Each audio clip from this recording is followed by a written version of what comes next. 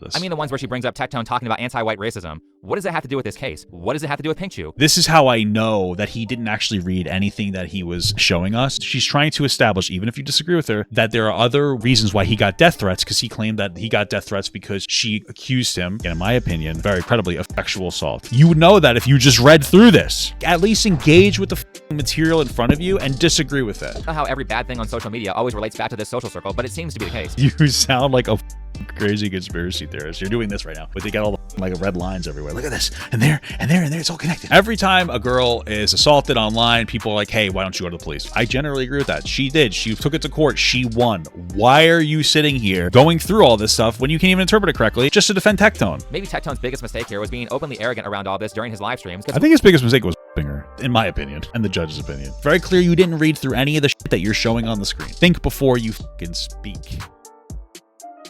All right, guys. You guys sent this to me. It's from Think Before You Sleep. What a great thumbnail.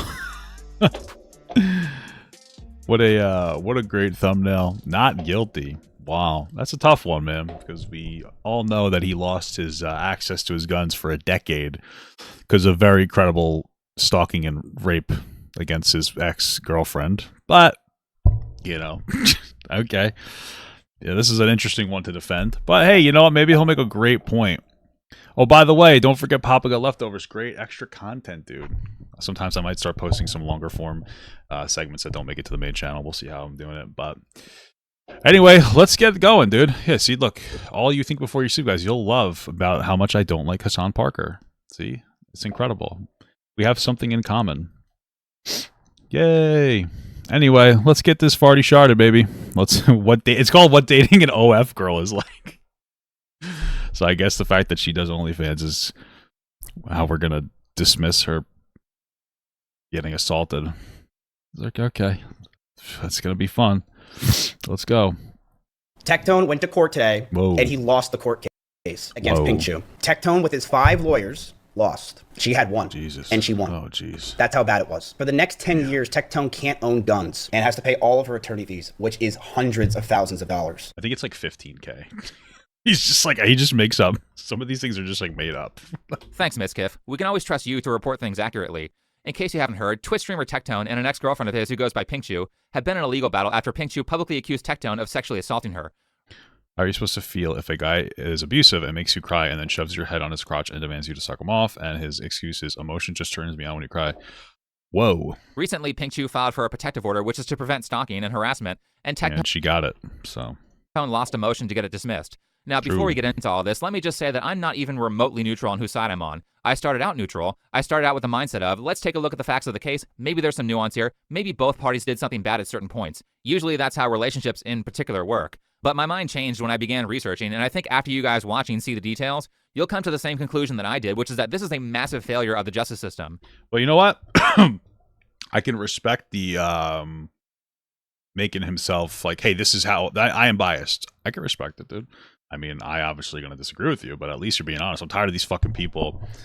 I'm tired of these fucking people that are like, I'm going to pretend to be both sides. No, man, if you're just fucking tell me you're biased, dude. I don't give a shit. It doesn't change. If he's got the information, he's got the information. I doubt he has the information. I come in with a bias too. I do not like Asmongold. I don't like Tectone. I don't like Nuxtaku. These guys are all like defense runners for pedophilia. They all hang out in the same circles. I don't know what else to tell you. They downplay the Epstein files shit. Nuxtaku's showing people fucking lolly in his videos, and he's showing NSFW shit or creating NSFW channels in places where he knows that there are very highly likely knows that there are minors in it. They're friends with each other. Tectone, I don't know, man. I don't know what to tell you. You know, shit keeps the company as shit. I don't know. So yeah, man, especially since Tectone admitted to being on steroids, probably abused the shit out of him. Wouldn't doubt that he was a real emotional piece of shit. I mean, Lakari, another one. I mean, give me a break. You know what I mean? Like, you guys are all assholes. Who would have thought? So, yeah, I mean, I tend to believe the justice system, especially since the justice system historically not super great when it comes to sexual assault, you know? So, yeah, I think justice was served. Let's go here. Which is why this video is a defense of Tectone. Ooh. It's about how, in my opinion, none of the assault allegations were true, and it's about how this whole situation was a coordinated effort from multiple streamers to ruin his career. I don't think Miskiff had anything to do with the lawsuit, but okay. That being said, Tectone or John is a popular Twitch... I mean, one of the things that you're going to be able to jump on when it comes to this situation is that a lot of people criticizing Tectone are fucking losers, like Mizkif, Denims, maybe Casey Tron. I don't know who else is. So that's one of the problems here is people just get so anti-brand, you know, because they kind of latch on to a side. They're like, well, these are my guys, so I'm going to go to bat for Tectone. And guess what? Denims is cringe. So streamer who started out by playing gotcha games. Ooh. I played Genshin Impact, so you don't have to. So it's Breath of the Wild, but worse, but with waifus. Also, be careful of shit-talking Paimon's English voice acting. More recently, Tectone is known for calling out how entitled the least talented video game voice actors are, and for helping expose Hassan Piker as an animal abuser. Helping to expose Hassan Piker as an animal abuser. I mean, yeah, he is. What help do we need? Okay, sure. Yeah, I guess. I don't know, man. My brain is starting to shift. I don't know, in like weird ways where I'm like, does this matter? Like, this guy's a fucking disgusting loser that fucking abuses his dogs, and he's like horrible for the left. I'm starting to care so much less and less about these people. Is this like a real issue? Hassan's a lolcow at this point. Is this like a real issue anymore? You know what I mean? I don't know. Maybe I'm just fucking in a weird space mentally.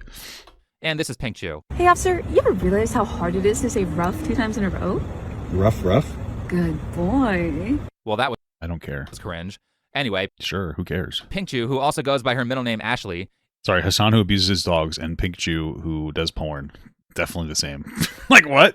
Is an OnlyFans creator who's achieved success after getting a very noticeable amount of plastic surgery, followed by a generous use of photo editing tools. I mean, this is an good. Isn't this a video? What is she editing here? Insane amount of catfishing. I'm not even looking at the same person when I compare a live stream to a photo of her. She looks better on the left. I don't really understand what you're saying. Okay. Which brings us to November 20th, 2024, where Pink Chew goes on an alternate... It's going to be annoying because a lot of this is just going to be she does OnlyFans, so she's a whore and lying. That's what most of this argument is going to be, unfortunately, so far. ...account to make a post accusing someone of forcing her into oral sex. And everyone immediately assumed that she was talking about Tectone. If you can believe it, Tectone actually is... Tectone? The fucking... The guy who's grifting for MAGA, admittedly? He would never lie. What? A piece of shit. His ex-girlfriend, Pinky Chew, she's come out to speak about his sexual assault against her. How do you know that? Denims is so mid, bro. She's referring to Tectone because it's on LSF and they're not following each other anymore. She's referring to this live stream fails post from an anonymous account announcing that Pink Chew was referring to Tectone. Okay. I mean, there were also obvious context clues like saying they live together, and who posts something to a public forum if they believe that the audience isn't going to know who they're talking about? So let's be clear, everybody on the internet knew this was Tectone despite her not saying his name in the post. So obviously Tectone had to respond, and he did so at first by not specifically naming who he was talking about. So if you want to go with the argument that you feel like she should have just dealt with this legally instead of went online, like I maybe could agree with that, possibly. I don't know. If you're confused, you're going to stay confused because this shit is not about content for me. Okay? I know the person who needs to hear this is going to hear this. And I mean this genuinely. I did everything for you. I helped you with everything. Beautiful. I fixed everything for you. I was there for you like nobody else was there for you in your whole life. Your words, not mine. Now, he does sound pretty mad here, which is why people such as Denims interpreted this as a definite confirmation that he was an abuser. Your words, not mine. Oh. Well, Tectone, I mean, he was in like 2 toxic relationships, and like even his ex before that also talked about how he was abusive, right? I mean, he's a toxic person. And listen, I've said this before, I can identify with being a toxic person. 100%. I've been in toxic relationships, 1000%. You know, I've been in relationships where like I've worked a lot, like 40, 50, 60 hours a week. The person I'm with's not working. They're taking advantage of me. Shit's going, you know, it sucks. I'm not acting perfectly. You know, they're not acting perfectly. You know, we both think that we're a victim in different ways, shapes, and forms, and things just get worse and worse, especially when you try to make it work and you shouldn't. Now, this guy was rich through the whole time, which would have probably satisfied a lot of my problems, but I understand what it's like to be in a not great relationship, you know. But then you pile on, you know, Tectone's entitlement for being like a rich streamer. You pile on the fact that he was, in my opinion, very clearly abusing steroids. He even said he was. It's not even really an opinion at this point. Frankly, I'm just going to be real with you. I think that if you're like this type of Trump supporter, it's one thing if you voted Trump. This guy spends his entire time online like cum guzzling MAGA, and that usually means hating women, trans people, which is a fact. That's what he does. He does not like women. He doesn't like trans people. For some reason, he spends time defending Lolicon. That incredible stuff. you know, defending like the abusive tactics of like our administration, you might think it's cringe, but I mean, this is not like we're, you know, it's not some other conservative. You know, it's not like Mike Pence is in control or Bush or something. It's fucking Trump. He's a fucking, you know, a dictator piece of shit. So I think that if you defend him the way that these people do, again, I have a lot of family who voted Trump. They're not like this. But if you make your entire grift doing that, which he admitted to grifting, then like, yeah, I think that you're a fundamentally bad person. And I think that you are, like, yeah, it contributes to the abuse allegations. I'm sorry, but it's what I'm just going to come out thinking that. I'm going to come out thinking that, you know, when you fucking constantly suck the dick of Asmongold, who was like fucking cheering and clapping for Renee Good, not actually, but like, oh, gotcha, bitch, when she got fucking, you know, killed by that ICE officer. Like, yeah, I'm going to think you're a scum fucking piece of shit when you're friends with that weird guy. What's that weird fucking freak VTuber guy? Name Tactical Templar, who says you can't rape your spouse, and says that like age of consent in America is like in the Western world is a trap, and you're like, he's a cool guy that got me into religion. I'm gonna think that you're a fucking abusive piece of shit. You know, like, what else do I tell you? When you're sitting here in the car, he admits to fucking having actual CSAM on his computer, and you're like, I don't know, that's not good. He just has a porn addiction. I don't like, where am I supposed to like, what's the good part of him? Where's the good part? What's the nice thing that we go, oh, but you know what? He's got a nice smile, you know? So, yeah. Oh my God, he even talks like an abuser. Holy shit. Well, I guess she would know. Thank you. Tectone is such a dumbass that he doesn't realize how bad this makes him look. Oh yeah, the problem is that he has an inflated ego and he's stupid, which is like a horrible combination to have. Sounds like a Hassan combination to have.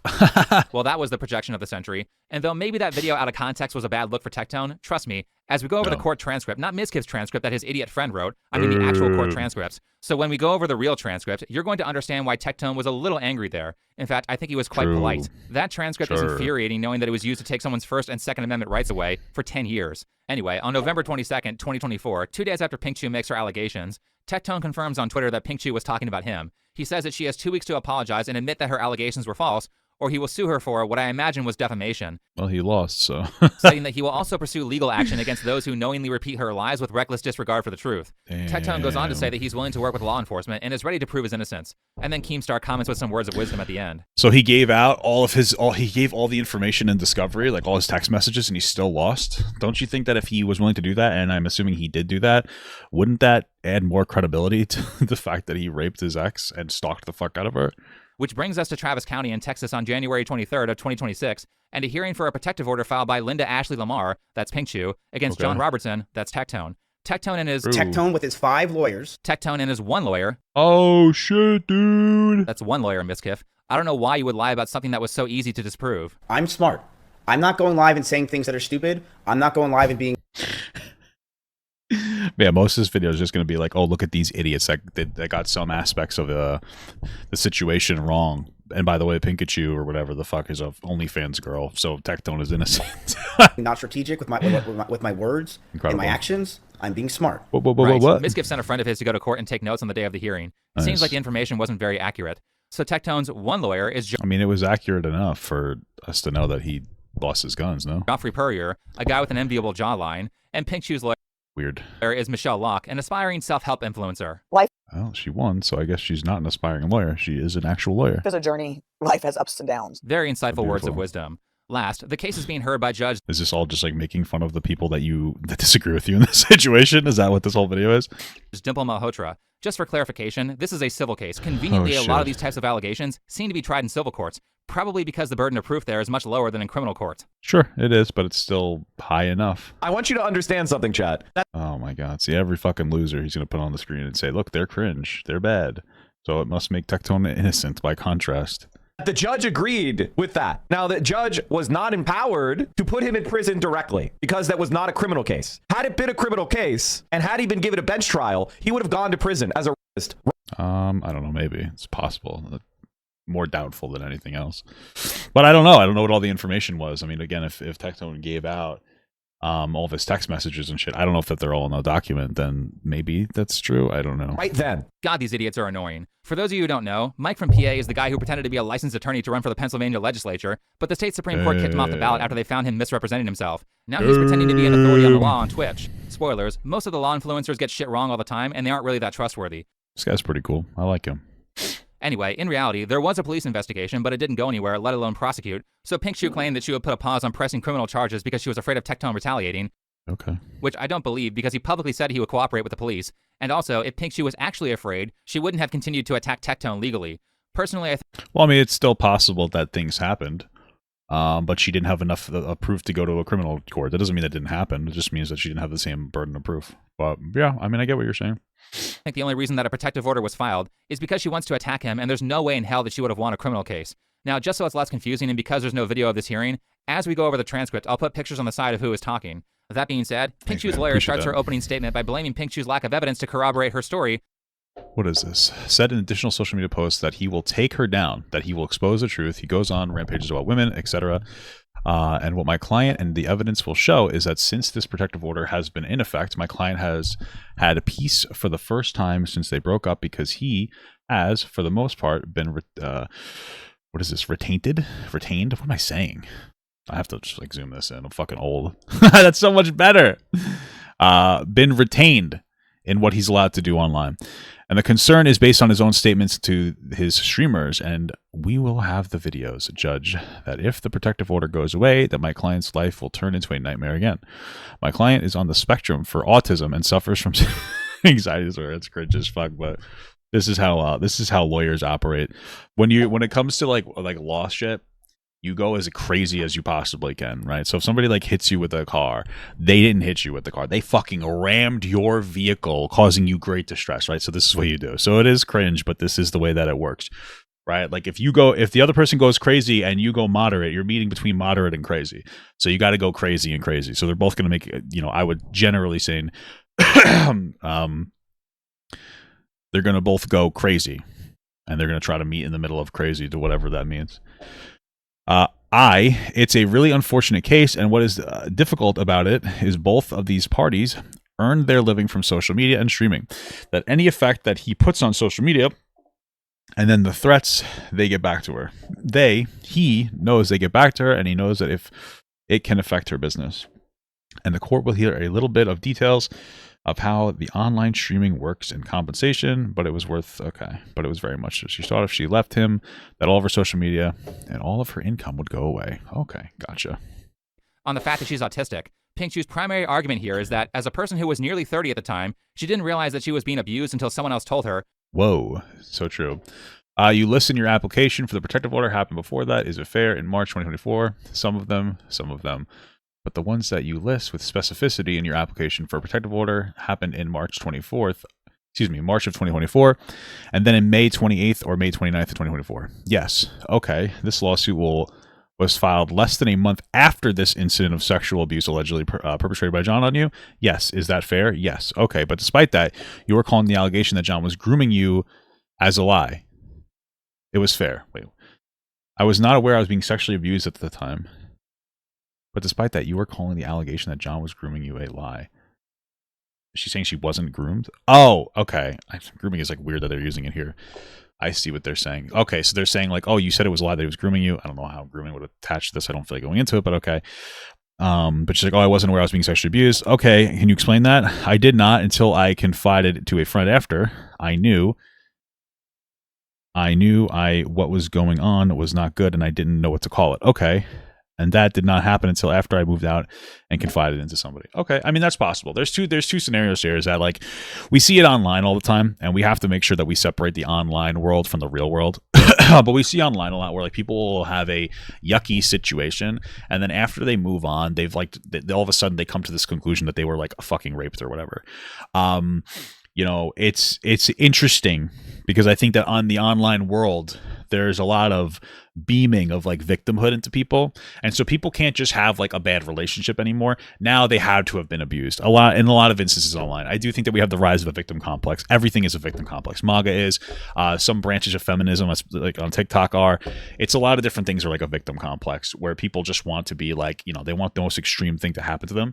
That being said, this doesn't mean that this is false, and in fact, this makes sense. If you're in a situation where you actually are being abused by somebody, you're not necessarily going to know that you are being abused, and you're going to make excuses for it, especially since if you're in a relationship with somebody that's abusive, you might still love them. They might still have positive qualities about themselves, which would make you kind of bypass it, right? So this could be true. I know he's going to generally lean on the first argument that I made. He may not make it explicitly, but it's kind of like a known thing to a lot of these online people who like stay online very much. But this can still be a real thing. This is still a valid thing to say. Because she's very slightly autistic. What, did they take that argument from TikTok? So anyway. What did I say? I called it. This is like I called it, dude. I called it. I'm a smart guy. A fart smeller. You know, if there's like a mountain of evidence showing that this was all consensual, well, just ignore that because Pink Chu changed her mind after the breakup and after Tectone got into a relationship with a different woman. Like where's the mountain of evidence that's consensual? Just because they might have had consensual sex doesn't mean that he didn't rape or abuse her sometimes, right? What a convenient set of circumstances. That being said, let's go to the first allegation of assault. Ooh, I just like reading the whole page. That's what we're going to do. Talk about the situation. So we'll talk about that in just a second. Sorry, I guess this is, the questions are from her lawyer and the answers are from Pikachu. Let me make that clear. Okay. And you were also, is it on the spectrum? Yes. All right. And when you were taking breaths, you were trying to calm yourself down. Is that right? Yes. Okay. So let's talk about what happened with, when did you get your breast augmentation? I believe I did it in late 2023, and then I had to get it redone in 2024, earlier in 2024. All right. And in August 2023, was that the incident where you were talking about? Yes, it was May of 2024. Okay. So it was after your revision. This was the revision part that this incident occurred. Okay, so the May 2024, tell the court happened. Okay, so this is about the time, I'm paraphrasing from what I remember, but she had just got her breast done, but Tectone wanted like a blowjob or something, and like messed up her breast augmentation from what I remember. Okay. Pink Chu said that she had recently gotten breast implants, so this is a plastic surgery related allegation. Well, she got an augmentation. This one isn't necessarily implant. Oh, it doesn't matter. Okay. Now, I'm going to redact some of this information to make it YouTube safe. What? Why? So this is a plastic surgery related allegation. Now, I'm going to redact some of this. I was lying in my bed, and my doctor told me that I had to sit up straight. Like I can't lie down or to the side or anything because I still had stitches and I was still taking heavy medication. And he was getting very unruly, like and upset that I couldn't give him a blowjobs during my healing period. Okay, so when you said he would get upset and unruly, can you describe for the court what he would actually do? He'd be like, so you think that you could suck my dick? Or he was just seemed very annoyed, I guess, is a good word for it, very annoyed. And in the incident, I was laying in bed and he's like, do you think you could still suck my dick? I was like, I told you, I can't. Like the doctor said I have to lay up straight, so I'm going to lay up straight. And I'm like, no, not right now. I'm really sorry, I can't do that for you because I felt... He made me feel bad about it. What happened next? He then grabbed my shoulders and put me over his stomach, then a bunch of redacted stuff, probably describing that he sexually assaulted her. And then the question is, and did you consent to him doing this? And she said, no, I told him I can't. I think after that. And then that's when that ends there. Okay. This seems like a very reasonable, plausible situation that happened. I'm not saying what he did was reasonable. I'm saying like this makes sense to be what happened, especially for the type of entitlement Tectone has. This information to make it YouTube safe, but the page numbers are all there, so you can just look it up for yourself. Basically, the allegation was that Pink Chu could not perform because of her recent surgery, so Tectone found other non-consensual means, allegedly. Much love to this queen. I mean, seriously, I'm sorry that you had to go through all of that. And happy we got Hassan Piker in there. That's very offline behavior. And then probably just jam him in there. Probably get traumatized altogether one more time in the court process, but at least now you have a moment of respite. To further elaborate on the context here, be a good dynamic. Having what he explained to me, having a hot cosplay girl living in his house. Question, what was the arrangement that you had before you moved in with regards to rent? I just would help him with some thumbnails. So in my assumption, I would just be helping him because I do graphic design and media. So I make his thumbnails and edited some things for him. Just so the record is clear, what are thumbnails? So when he posts things like YouTube videos, like I'd go to Photoshop and create a graphic design for him. Okay, and at some point, did the arrangement for the rent change? It changed after we moved into a Chestnut Ridge. Okay, and what changed? It went from make the thumbnail for me to he kept telling me to suck his dick, and at that time he would tell me, do your job, you don't pay rent, and those are words that I clearly remember. Okay, how soon after? And Chestnut was in Austin, Texas. Is that right? Yes. And now, how soon after you moved into Chestnut? And then it goes on. What's interesting is that, I can understand the idea that you're living with somebody who's not contributing, even if you said, hey, here's how our arrangement's going to be. Because I've been there before. Again, I've been the primary provider. The other person I was with really wasn't working at all. I remember there was a moment where they were doing, my thumbnails and editing. They would make sure there's no curses in the first 5 minutes. Their thumbnails were not great, by the way. these are the quality of the thumbnails. They weren't exactly amazing. And we had argued because, like, it was taking her hours to get everything done. I'm like, hey, I want to get this up. It takes so long to do all this editing. You had to watch the first 5 minutes and come up with like a shit ass thumbnail, right? Right. So I understand that. I understand being with somebody that's not pulling their weight. I do totally understand that. And so like I could have been empathetic up until the point. And again, I feel this is credible until he decided that he was going to, take advantage of her and force himself onto her because he felt like she wasn't contributing enough. You can't use like sex like that, I mean, you just simply can't. You could be frustrated, but you can't force somebody to have sex with you because of that. You could tell them that they have to pay rent or that you don't want to be with them anymore or that they have to contribute more and you could do this and that. And I get it. But this is like, it removes the ability to have the nuanced conversation about it, because the frustration could have been reasonable that he was frustrated with her. But the expression of that frustration is abuse. And again, I feel like it's very credible, between the lawsuit, what they came to the conclusion, and also just seeing the type of person that Tectone is online. So Pink Chu testifies that she had been living with Tectone in exchange for sexual favors. That's not what she says. She says she was living with Tectone in exchange to do thumbnails, and then he would rape her because he felt like she wasn't contributing enough. I don't know why. Like, I don't know why you couldn't at least.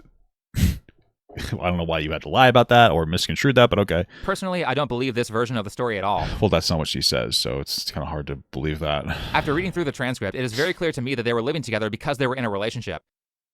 Okay. Cool. Oh no, not when I messaged him. So at some point following that message to John, you entered into a romantic relationship sometime between December of 2022 and let's say July of 2024. Yes, at some point. Yes, you guys were a couple. Is that fair? Yes. Okay. Well, I just want to clarify, because you provided some testimony on direct that the only reason you slept together was because he had a mental health diagnosis where he didn't want to sleep alone. They talk about actually sleeping. I mean, you guys were a couple. Is that fair? Answer: yes. Oh, this is his lawyer asking her questions. I guess she provided the testimony that they only would sleep next to each other because he had some mental health thing or some kind of illness. Okay, I just wanted to clear up though, because the implication from that was that you were roommates, but you were only sleeping together because he was scared of the dark or something like that. I mean, you guys were a couple. You slept together in the same bed like couples do. Answer: I preferred a lot of times to sleep upstairs. Okay, have you ever experienced something different in the text message to John? I believe it was over Snapchat. I don't really understand the incredible context, but okay. LOL, flat out admitting she lied during her testimony with her lawyer, in my opinion. Well, that's not what it is. He said that the insinuation is that she only slept with him because they were roommates, I guess. But okay, sure. I don't think that's exactly accurate. I mean, she even concedes that they're in a relationship. Okay, I feel like he's harping on points that aren't... I think he's almost imagining points that don't exist.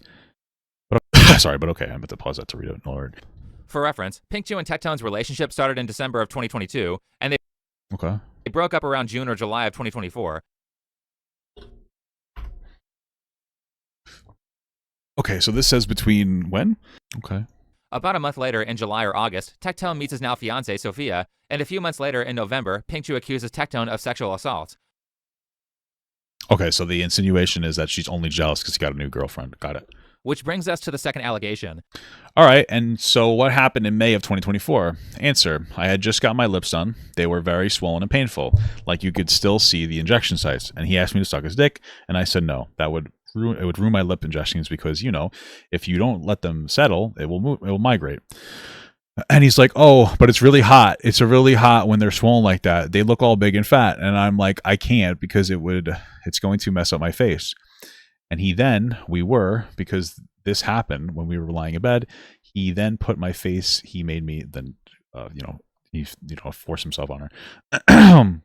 He redacted it. Okay, when you say he made you, I know this is difficult. Can you describe to the court the actions he took to force you to do it? He grabbed the back of my head and slowly put, et cetera, et cetera. Told me to open my mouth, and again, he redacted it. Okay, and he made a public comment. He also made public comments about this as well, that I believe is in my timeline. Okay, we'll get into the public comments in a minute, but did you end up having issues with your lip filler after the incident? Yes. So because he did that, it did migrate, and I complained to him multiple times afterwards. Okay, so she I guess supplies text messages proving it. Are you going to show those? Again, pictures are here to indicate who is in the conversation. If you see a Q, though, that means a lawyer is talking, and if you see an A, that's going to be either Tectone or Pink Chu talking. So far, it's only been Pikachu. So anyway, Pikachu said that she had just gotten lip filler, and Tectone had forced her into oral sex, which had ruined the lip filler. Okay. Geez, another plastic surgery-related incident? Do all of her allegations have some sort of plastic surgery involved? Who cares? See, this is the problem, is when you make fucking moron comments like that. Oh, she has plastic surgery. What a loser. He was dating her and liked the plastic surgery. Like, it's just like, dude, this is exhausting. Even if you were right, people aren't going to sit here and take you seriously because you're clearly fucking giving us, like, the most incel vibes ever. Like, you're taking a chance to make weird, snarky, like, bizarre comments every 2 seconds and throwing Hassan's face on there to be like, see, Hassan's gay and cringe, which he is. That must mean that she's lying. Great. Okay. Good stuff, man. Okay. Now, is there any corroborating evidence that this happened? Not really. There may have been a doctor's appointment where she had to get the lip filler fixed. However, that doesn't prove anything because she could have just as easily screwed up the filler through regular consensual activity or something else entirely. So true, King. She could have been lying. You're right. But these are pretty much... I guess the lawyers decided... I guess the court sussed that out, though. ...the allegations of assault. Now, when I say that Pikachu had no evidence of this stuff occurring, understand that her own testimony counts as evidence from a legal standpoint. Wait, what do you mean? It says right here that they're going to get into public comments. ...of this stuff occurring, understand that her own testimony counts as evidence from a legal standpoint. So allow me to clarify what I mean. I'm saying she had no additional evidence to verify the truth of her story. Yeah, but I mean, can you show that? Only because it says down here that when I say that Pikachu had... It says down here that we'll get to, like, she says, and he also made public comments about this as well, that I believe is in my timeline. So, I mean, maybe that's evidence, no? No evidence of this stuff occurring. Understand that her own testimony counts as evidence from a legal standpoint. Sure. So allow me to clarify what I mean. But you would say she has no proof. That's what you mean. I'm saying she had no additional evidence to verify the truth of her story. And let me point out just how ridiculous this is. Tectone is a guy who is constantly on camera. There's like a good 8 to 10 people who have already said, he didn't do it. We know he didn't do it. We were there when they said it happened. That never happened. They say there's a third girl. They don't exist. They were there when you were having sex with your girlfriend? That doesn't make sense. Realize that the entirety of, a large portion of my house is fucking filmed on the inside. I have security cameras on the inside. Oh, then why didn't you submit those to the court? That's how fucking paranoid I am. This is a guy who... Doesn't that, like, own him? Why don't you just submit that to the court and say that didn't happen? If you have those security cameras. I don't understand. Doesn't that make him look guilty?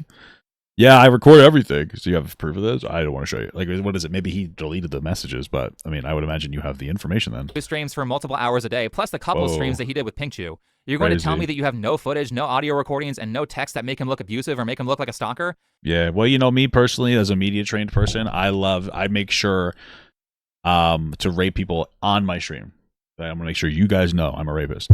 What kind of an argument is this? Hey guys, he streams a lot and he knows how to be media trained enough to not rape people live. It doesn't even make sense. Or be abusive live.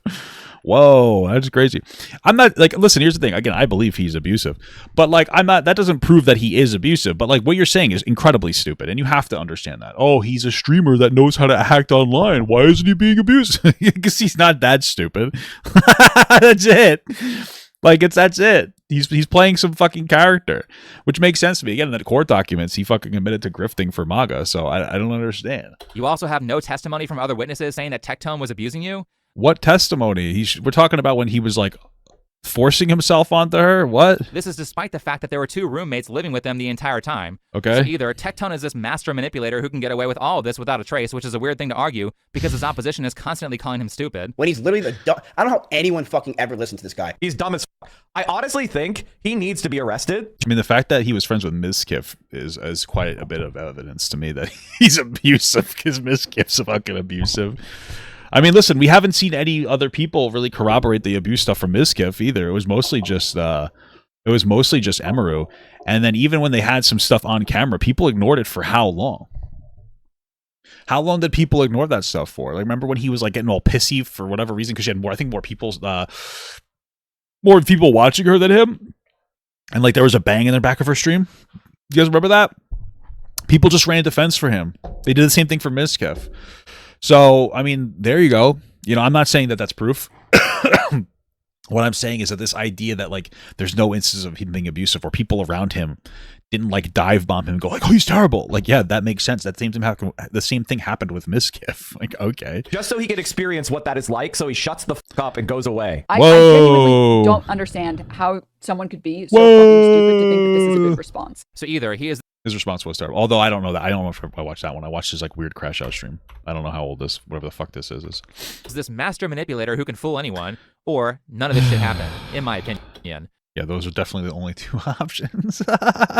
On that note, man, sometimes men are shit. Sometimes women are shit too. But I can see a scenario where, like, I guess there's two roommates living with him and his girlfriend, and they don't snitch on him because they hand wave the bad behavior. Like, yeah, I don't think that's a fucking crazy hot take. Pink Chew's lawyer has finished questioning her client, so let's go to cross-examination from Tectone's lawyer, Joffrey. Joffrey, by the way, he has a really nice jawline. Think before you sleep, make sure to tell us that he's simping for this guy. Hates her. Before we get into this, though, it requires some backstory. For those of you who didn't know, Tectone was previously married for like 10 years to a woman whose name is Jessica. They divorced a while back. Now, to me, shouldn't she also accused him of abuse allegations? So the details here are kind of murky because an NDA was signed, and I only. This is a very nice house. I guess it's like a lake house. Where is this? This looks familiar. Is this Pennsylvania? Never mind. Let's just move on. Really have the court transcript to piece together what was going on. But remember how I said that Tectone has cameras everywhere? Yeah. Well, why couldn't he prove that he didn't rape her then? It turns out that his ex-wife still had remote access to the cameras after the divorce. Oh shit! Prior to December 2022, Tectone and Pinky Chew had never met, but on the suggestion of common acquaintance, Jay the Bard, Pikachu was urged to reach out to Tectone. On December 15, 2022, in response to Tectone posting about his divorce, Pikachu sent a direct message to Tectone on X, formerly Twitter, offering him support. This was the first time that Tectone and Pinky Chew had ever interacted. After that initial contact, Tectone and Pinky Chew quickly struck up a friendship and soon realized that they had a lot in common. Eventually, after hanging out continuously for over a couple days, Tectone and Pinky Chew started a private romantic relationship in December 2022. Kurzum and a jealous Freem spy. What the fuck is Freem spy? On intimate moments of Tectone and Pikachu. Oh, she would watch them doing it or something. Okay. While married and living with Tectone, Freem installed security cameras. Right, her name is Freem, the ex. Okay. Around the house that Tectone and Freem were living in. Tectone had, he made her install the cameras? That's fucking lazy. That's man's work, bro. Come on. Tectone had never had access to the cameras and assumed that Freem had removed them when she moved out of his house in September. That's weird. I don't believe that because he said he had cameras. So doesn't that imply he has access to them? Well, this makes sense that like this seems like it's this is his argument. Like we said, you go extreme and then you meet in the middle, right? Like, so he seemed like inaccurate, just based on his own words that we were just shown. But unknown to Pikachu, Freem and Kurzum recorded Pikachu and Tectone on at least 3 separate occasions: December 2022, December 25th, and December 29th, all 2022. Some of these encounters involve private, intimate moments between Pikachu and Tectone. Okay. And on December 29th, 2022, after an intimate moment between Pikachu and it moves on. Okay. And allegedly, she was using some intimate footage between Tectone and Pikachu to blackmail. Spattins. Freem mentioned that her ex-husband was Tectone. Some fucking spats, I don't know. Mentioned that Tectone was intimidating because Tectone was larger and louder than him, which was extremely rare. Okay. Unprovoked, Freem responded that's whatever, spats. What the fuck is the name? Spattins? Shouldn't be intimidated by Tectone because he has a micro penis. Weirded out by the conversation, Spattins directed the conversation in a different direction and excused himself shortly after. Subsequently, Annie and Spattins attended a few anime nights at Freem's apartment. But again, Freem started spreading rumors about Tectone and Pikachu, including Tectone having a quote-unquote micro penis, and that Tectone paid for Pikachu's plastic surgery to make her more similar to Freem. Weird.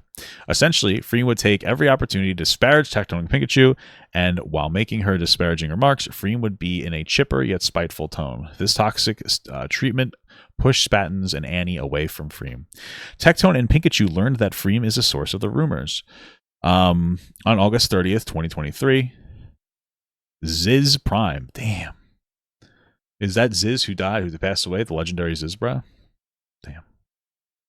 Real name currently unknown, visited Tectone and Pikachu. During their visit, Tectone mentioned that for some reason, Kit Netic told me someone is doing something illegal to me, to Ziz Prime. In response, Ziz Prime pulled Tectone aside and explained the entire situation. Sorry, excuse me. Ziz Prime pulled Tectone aside and explained the entire situation to him. However, Pikachu did not learn from the conversation's substance until the next week. Oh my god. The following week, Tectone sat down with Pikachu and explained that Freem had sent intimate footage to Tectone and Pikachu, which was recorded in December 2022 to Kitnetic and some other Asian name. What is that? Mushani, the CEO of Mythic Talent. A month after, Ziz Prime visited Christian from Gamer Subs. Gotcha. Them. And how this didn't land his ex-wife in jail is beyond me. If this is true, yeah, true. I mean, it doesn't seem like it could be. This could be. This all might be true. I don't really know. Maybe she deserves jail. This is also his side of the story, but yeah, maybe. I guess it wasn't found credible enough. Or maybe he just didn't push to have her arrested. Anyway, a lawsuit was filed, and a part of this lawsuit included Pink Chu suing Tectone's ex-wife because she called her Tectone's sex slave. Oh, yeah. I remember this. I don't feel like reading all this, but this was, I believe Pink Chu she said that she was getting fed information from Tectone that was incorrect. So I think that was part of the context from everything that I've seen. Let me repeat this. Pink Chu sued his ex-wife because she accused her of being victimized by Tectone. Yeah. Yes. And I think, again, her argument now, and maybe she's lying, was that he was feeding her that information. These rumors that were spread about you and John, yes, and further, you believed the idea or the rumor that you were going to have gag reflex surgery. You believed that there was a disturbing lie or disgusting lie. Yes. And in June of 2024, you believed that the idea that John was grooming you as a sex slave, that was a disgusting lie. At the time, yes. Okay. And again, this is less than a month after this May 28th or May 29th incident that you put down in your application for a protective order. Yes. Okay. And in this lawsuit, despite, according to your testimony, having been abused by John, at least in March 2024, and then in May 28th or 9th of 2024, in the lawsuit, you didn't describe your relationship with John as one of an abuser, or of an abuser and victim. At the time, I did not. I was not fully aware of my situation, what my situation was. My question is, in the lawsuit that you filed in June of 2024, did you describe the nature of your relationship with John as one of an abuser and a victim? Answer, in the writing, yes, that's what I wrote. Okay, gotcha. So this is just like recounting, hey, he was abusive, but I didn't realize he was abusive. That's her argument. Pink Chu said it was defamatory to call her an abuse victim. Okay, gotcha. Not only that, but this lawsuit occurs 1 month after her alleged incidents of abuse, and she says these claims about her from Tectone's ex-wife were disgusting lies. What a weird thing to say, right? So that's our first counter to Pink Chu's story, and just right there, throw the case out. Why would you throw the case out there on that? You mean to tell me that someone called her an abuse victim and she spent money suing them to say, no, I'm not? Well, wouldn't it be his money? Isn't he the one that was like the arbiter of the lawsuit? The second part of this is that Pink Chu went to a mental hospital in July of 2024. Okay. Around 1 to 2 months after the... Absolutely not. Okay, so then Austin Oaks, where did you go after? Let me back up a little. How long were you in Austin Oaks? 3 days. Okay. What were your discharge instructions? Just blank. I can't remember what it was, but it said I decided to go ahead and see a therapist. Okay. And did you actually have, why did he redact this? And did you actually have any acts of, like, did you intentionally self-harm? No. So what was the reason you went? I just needed to get out of the house. I think at the time I was just confused. Like, I knew something in my gut was wrong, like how I was being treated, but he was telling me otherwise. And I was just confused. And I called my sister. I said, I just need to get out. I just need to see somebody. I need to get out of this place. I calmly packed my clothes, told my roommate, hey, I'm going to be leaving. I'm not feeling good. And then my sister drove me. I went there. They said, hey, there's nothing we can really do. You're fine. But if you want, you can admit yourself to get evaluated. Okay. I mean, it's an interesting or weird story, but okay. The alleged victimizations. When she's being questioned by her lawyer, she states that she went to the hospital because she just had to get out of the house. And if your first thought was, that makes no sense, then I would agree with you. This sounds like a lie. Now, I'm not a fan of Illymation, but I do think she has a very insightful video on mental hospitals. You gotta just stop talking about this girl. Like, you stop harassing her. Leave her alone, dude. Leave her alone. I understand that you didn't like that she told a story about how she was fat and how that affected her, and you needed to, like, fucking debate bro the fuck out of her, but just leave her alone, bro. What the fuck? People don't go to mental hospitals just because they wanted to get out of the house. Sure, I could generally believe that. They go because they're either a danger to others or they're afraid of harming themselves. I don't know if you have to be that far in, but, like, yeah, I generally agree. I feel like she probably went for something a little more serious than that. Facilities like this save lives every day. There are 2 types of admission. The first is voluntary, which is where you go to the emergency room and... Are you just, like, watching this girl's content now? Just like a fucking hawk to see if she says something you don't like so you can make another video about her? Like, what's up with you, dude? say, hi, I don't feel safe. Can you please help me? And the second is involuntary. They transed her. Which is where your doctor or psychiatrist feels you're at grave risk to yourself or others. So they write you a note and send you to the hospital. So it's a weird downplay from Pink Chu to say that she just needed to get out of the house. If she wanted to do that, she could have just checked herself into a hotel or something. True.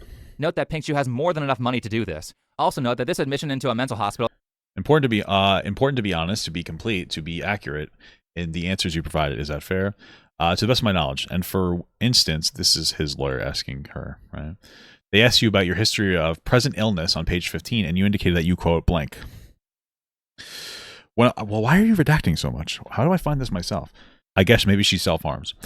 When I'm in high-stress situations. Okay. And then you go on to say that that was the reason that you believe John broke up with you? No, I don't. Oh, the first time, that wasn't. I don't believe that was the reason the first time. Okay, I broke up. Are you talking about the time where we like mutually talked, and are you talking about the time that I broke up with him? In the medical records, you described it blank, and that's why you believe John broke up with you, was because blank. Do you mind telling me what page it's on? Sure, that's on page 15. I don't see that. I just see blank. There's a lot of redactions, but okay. And that's how you in those medical records. Okay, gotcha. Well, it seems to have happened directly after Tectone broke up with her, so I'm guessing that the breakup caused thoughts of self-harm. Actually, it looks like... Maybe. Well, no. Wasn't it that like the thoughts of self-harm or whatever the fuck it is redacted here was why he broke up with her, not the other way around? Okay, and again, you detail that you get blank. I think you redact so much, man. Do you get blank? I mean, anyone who's getting abused gets pretty blank. Okay, do you blank? That's actually a good point. If she is getting abused, then that could be the potential reason why she's self-harming to cope. She might know something is wrong, but not necessarily know 100%. Do you blank? I haven't in the past year since I've been out of the situation. I'm assuming she's self-harming, but we don't really know. Okay, but at the time you were not in front of anybody. It was more of like by myself. So if it was by yourself, then why don't you think that that's why at the time in July 2024, did you believe that that's the reason John broke up with you? I believe they probably miswrote when I was explaining to them because I probably was crying and stuff. Oh, okay. But the quotation marks there, you think that they maybe mischaracterized what you told them? I think they may have. Okay, gotcha. So apparently they wrote down that might have been the reason why he broke up with her, but not confirmed. And now she's saying that they might have misquoted her. I don't know if what is and isn't true, but okay. The redactions here suggest something a little bit worse than self-harm. So honestly, I think checking herself into the mental hospital... Like what, dude? Come on. ...was a psychologically healthy thing to do. Maybe. I mean, I guess my question is that they apparently said that she was fine, but she could check in to get reevaluated. So if that's true, it doesn't seem like it was as serious, but I don't know if that's true or not.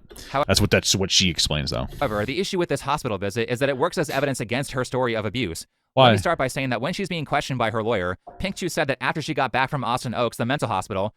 Okay, so did you self-admit? Yes. And when you were discharged or left Austin Oaks, did you go back into the same residence with Mr. Robertson? No. Okay, where did you go after? I went to my mom's. I did go to his house to collect the items that when he wasn't there. And that's when I confided in at the time, his roommate that I guess that was going to be moving in. I said, I'm afraid of him. I'm really scared. I'm going to go ahead and stay at my mom's because I can't be here. And you heard opposing counsel indicate in the opening that you didn't make any reference to Mr. Robertson being abusive when you went to Austin Oaks. Do you recall him saying that? I'm sorry, I'll rephrase. Do you recall opposing counsel in his opening statements making comments that you didn't mention anything wrong about Mr. Robinson when you were in Austin Oaks? Yes, I remember. Okay. When was it that you first realized that? Okay. Do you recall opposing counsel, so his lawyers, in his opening statements making comments that you didn't mention anything wrong about Mr. Robertson when you were at Austin Oaks? Yes, I remember. Okay, so it sounds like the implication here is that she did mention that, but that's how the opposing counsel characterized what she had said. She moved in with her mom, but as she was getting her stuff from Tectone's house, she told a roommate of his about how afraid she was of Tectone. Okay. Now, anytime you go to the hospital or see a doctor, they're going to ask you, why are you here? Surely if Tectone was so abusive that she just had to get out of the house, and she had to tell his roommate how afraid she was, she would have also told the doctors, well, you see, I have this really abusive ex-boyfriend. Well, maybe they did say that. Why are you assuming that they didn't? But she didn't do that. In fact, how do you know that? The doctors specifically asked her if she had been a victim of abuse. Okay. On July 29th, 2024, I mean, what we just heard from her lawyer indicates that she may have said that to them. Is this correct? Yes. And they go on to ask you your entire history of sexual victimization. Again, not just sexual assault, not just criminal offense, but any sexual victimization at all over your lifetime. And you say blank, but you clarify and explain that blank. Is this correct? Yes. Well, I don't know what blank means, dude. You're not being completely forthcoming with us. There's no way you have to censor this much of the information. Okay, you would agree with me that at no point in this question do you mention any intimate interaction that you had with John, that you don't discuss anything related to John at all. Is that correct? No, I did not. Okay. It sounds like she didn't talk about it. That would make sense. Okay, and you understand that at the time that you need to be honest, complete and accurate in the information and answers that you were providing, to the best of my current knowledge. Okay. They also ask you on page 16 of those, have you experienced any emotional, physical, or sexual abuse history in any way? And you indicate that blank. Yes. Okay. And that was the relationship that okay, so it sounds like she said yes, right? Because I don't know exactly what here. I guess there's it's so redacted here that he's redacted so much. So it sounds like she didn't indicate what happened between her and Tectone, and down here she indicates something happened. And okay, and was that the relationship that and this is about some other relationship. Okay, so is the issue that you had that she didn't admit it immediately? Maybe she didn't realize it was happening yet at the time until she confided in somebody. Isn't that the whole argument that she's making in the first place? Maybe she didn't want him to get in trouble. But okay. Pink Chu says yes, but she doesn't mention Tectone. She mentions a prior non-Tectone relationship, and that's it. I messed this up a slight bit due to bad memory and then confusing nature of transcript. Pikachu mentions 2 instances of sexual assault. Why didn't you just read this out? Once here as a child, and the second time, page 147, from an ex-boyfriend 6 years prior. It's unclear to me which exactly she mentioned at the hospital because of the redactions. However, she clearly states that Tectone was not mentioned. Okay, why didn't you just read that? Why couldn't you re-record this? You could just re-record yourself over the script. I don't understand why you wouldn't do that to be accurate. We're in 6 years prior to going to Austin Oaks. I was a child. Okay, do you discuss your relationship with sexual abuse in this answer? You mean with John? Wait, no, I'm sorry. I'm confused. I mean, any adult sexual victimization, do you discuss that in this answer? No, I don't believe I did. Okay, did you mention any sexual abuse in this answer at John's hands? I believe I only put in blank in there. Okay, at any point, in any of these records, do you discuss, according to your testimony, this vicious, then multiple vicious, brutal, sexual, coerced sexual encounters that you had with John? No. Okay. And again, this was just 2 months after the last alleged brutal oral sexual victimization that you had experienced. And before I had confided and got clarification of what was going on. Okay. Okay, but you had been through sexual abuse before. Is that fair? You were familiar. Unfortunately, with that, it looks like, damn, that's fucking crazy. I mean, I understand why the lawyer would ask that, but it sounds like she wasn't aware she was being sexually coerced and abused. And what the lawyer is doing is saying, like, well, you were abused before. You should understand what it is. In fact, I would imagine it was the opposite of that.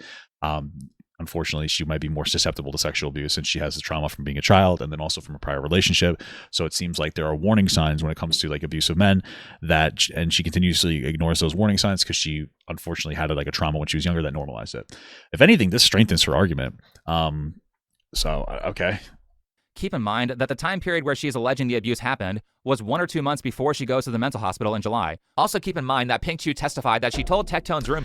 Okay, so did you self-admit? Yes, and when you were discharged and left Austin Oaks, did you go back into the same residence? No, okay, we already went to this. Made 3 or so days after the hospital in July. Also keep in mind that Pink Chu testified that she told Tectone's roommate 3 or so days after this questioning from the mental hospital or around the same time that she was afraid of Tectone, noting that his roommate did not come in to testify on her behalf. Well, she said she's really afraid of him. She doesn't say that he raped her. So maybe she started coming to terms with it in the hospital, or maybe she didn't realize that she was sexually abused yet, but she knew something was off. This doesn't really hurt her story at all. She can't even get that corroborated. What? So I don't see how this can be considered as anything other than crucial evidence that Pink Chu is making all of these allegations up. Okay, if you say so. Sure. Now, her argument for why she didn't report to the mental hospital. So far, all this seems pretty on par. I don't know. That she had been assaulted by Tectone is because she just didn't see it that way at the time. But again, immediately after she gets out of the hospital to collect her stuff, she tells Tectone's roommate about how scared she is. Conveniently, this change of story happens in a place where... But there's a difference between her being scared of a Tectone because he engages in abusive tactics versus him, like her realizing that he had raped her at that point. She might still be exploring what's going on. So. Couldn't be documented as evidence. Because, you know, if you were an abuse victim who is fleeing your house because you're afraid of your ex-boyfriend, certainly you would want to tell medical staff later so it could be used as evidence in a police investigation. Or maybe you wouldn't because you might still like be coming to terms with things. Or maybe you still love them and don't want them to get hurt or want them to get in trouble because you're having complicated, confusing thoughts. I mean, it's not really like a one-to-one that simple. But I don't know if you say so. This is why I don't believe anything that Pink Chu says. There are tons of holes in her story and really nothing to defend her outside of taking her word for it. It's really not that many holes in the story, but okay. But that's not all. Before Pink Chu goes to the mental hospital... Definition of an acute mental health crisis, but you felt like you needed to go. I just needed to get out of there. And then again, John says, text me when you're out. You're on your way. Please be safe. Be careful. Correct. And you eventually tell him, I'm going to Austin Oaks. And that's when you check yourself in? Yes. Is that fair? Yes. Okay. I want to ask you about the process. And when you go into Austin Oaks, they ask a bunch of screening questions. Is that fair? Yes. Mr. Purier, Judge, may I approach the court? You may. Okay. Then Tectone's lawyer, and they ask a bunch of screening questions. Is that fair? Yes. They want to get to know your situation a little bit more. Okay. Is that fair? Yes. Okay, cool. There are text messages between her and Tectone, where Tectone or John says, text me when you're on your way, Okay. and please be safe. And then she tells him what What does that matter? hospital she's going to be at. Okay. He also says, if you I think he's going to insinuate that because she told him that must mean he's not abusive. Okay, but what's the only part that he directed you to write? No, he's done it before. Okay, and then he responds, Jesus Christ. All right, well, be safe and trust your decision. Is that correct? Yes. He doesn't belittle you? Not in that text. Correct. In that text, he doesn't belittle you? No, not in that text. Okay, he doesn't call you crazy? Not in that text. He doesn't call you a psycho? No. Okay, he says, if you need me, just text me. I have my phone now. I'm sorry you're going through that, Spink, correct? Yes. Okay, he's supportive in those texts. Okay, sure. For the sake of your questions about these text messages, that's what I'm referencing. Okay. In this group, okay. So I guess at some point she's saying that in different messages, maybe they have them, he's calling her crazy, psycho or something, but not in this moment. need me, just text me. I'm sorry you're going through this. So when I read stuff like that, I think, wow, there was so much documented evidence of Tectone being supportive, but when it comes to him being abusive, you just have to take people's word for it. What? Isn't that odd? This is like no case of abuse that I've ever seen. Abusive people usually... Well, I don't think that you know any cases of abuse. You sit in your house all the time. I don't think that you do anything real. You just watch other people's content that you've made content about before, see if you can make response videos. I don't think that you really engage in the real world or understand like abuse victims. usually leave evidence everywhere because they can't help themselves. We're not done yet. Is that true? I mean, you're going through you're skipping through. You're going to show like 10 to 20 pages of like a hundreds of pages document, but okay. I think you and Tectone's lawyer Joffrey discuss her leaving the mental hospital. Whoa, feels like the dynamics involved. It was very different. It was full blown. And also, just to be clear, if he is pushing her to some kind of mental health spiral, him being like, hey, are you okay? Like that would make sense to me, right? You know, that he would potentially, I'm saying potentially, but potentially be like a fucking abusive piece of shit. He pushed her to the brink. All of a sudden he's like, oh shit. Are you okay? Are you okay? And he starts like, maybe not quite love bombing her, but getting to that point of like over sympathizing, or not over sympathizing, but like switching from being like a piece of shit to like, oh my God, are you okay? Blah, blah, blah, blah. I'm actually here for you, and kind of, you know, trying to control the narrative. But okay. It was different. It was full blown, you know, crying, pulling your pants down, raping you. What? And wait, okay. So this is her answer. Feels like the dynamics involved. Oh, she might be referring to a different one. I understood like what rape is. I didn't fully understand like sexual assault. Okay, I want to pivot. Okay, so she was probably describing a former assault. Why didn't he redact this? This is just weird. He redacts a bunch of other stuff, but when she sits here and she's going into a description about like her being violently raped, he doesn't redact that. It's strange. It doesn't. Why? It seems like you're redacting things for a other reason other than censoring for YouTube. But okay, okay. I want to pivot and I want to ask you about how you. So you're released from Austin Oaks, is that correct? May I have a moment? I'm sorry. Okay, my apologies. Yeah, so she would obviously need a moment if she's just describing her as sexual assault. But this makes sense. If the last one was very on the nose, like she was, you know, assaulted very heavily, she may not know what a coercive situation means by that logic. That makes sense. You're released from Austin Oaks, and you and John continue communicating. In fact, I believe he is listed, and then we redact stuff. Yes, you listed him as that. Listed as what? Why did you redact all this? This is weird. Yes, because that's where I was living at the time. Oh, she listed that as the address. That's why I redacted it. My bad. Okay. So she listed his address as her address because that's where she was living. Okay.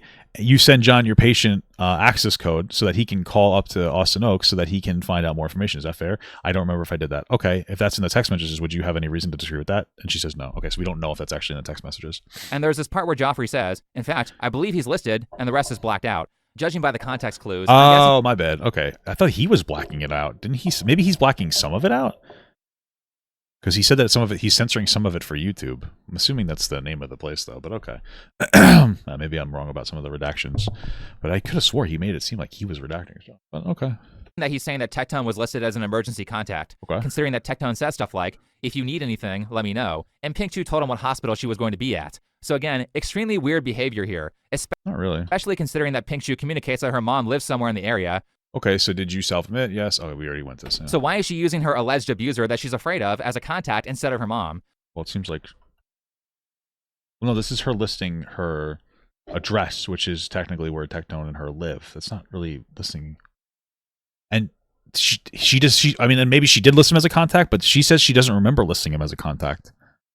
And they don't confirm if this was a contact listed. So what you're saying is not necessarily true. Going to be at. Unless you could show that in there where it's explicitly shown in the text messages. Again, extremely weird behavior here, especially considering that Pink Chu communicates that her mom lives somewhere in the area. So why is she using her alleged abuser that she's afraid of as a contact instead of her mom? But that's not what it was. That was her address. It seemed like that was her address, not her contact information. Moving on, let's not him as a contact, but okay. talk about why a protection order was granted. In Texas, Probably because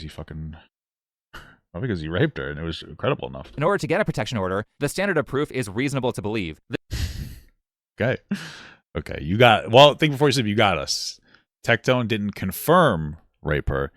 It's just pretty reasonable to believe based on all the information she provided. Thank you for the... It's like, oh, fuck. Wow, you just told us what we already knew, man. Shit.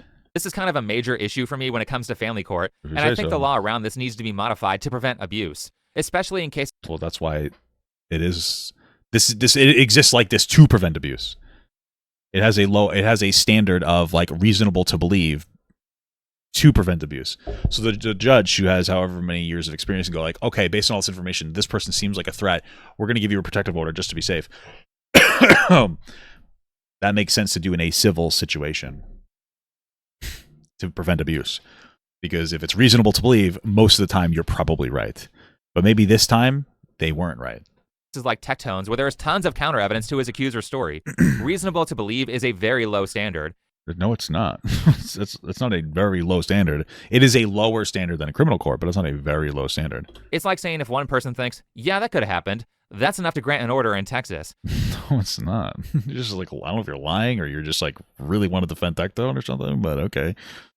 This standard is even lower than the more likely than not to have happened standard, which is what we're all used to hearing about in civil court cases. This is in Texas. I want to say this again. This is not California. This is not New York. This is not Illinois. This is not Massachusetts. This is Texas. He's implying that it's impossible to get an order of protection in Texas when actually it seems to be fairly easy. Here's Michelle Locke, Pink Shoe's lawyer, on her podcast, saying that the standard of proof in these kinds of courts is very low. When it comes to marriage and there are abusive instances, how important is it for someone to have that documented? Your testimony alone can be enough.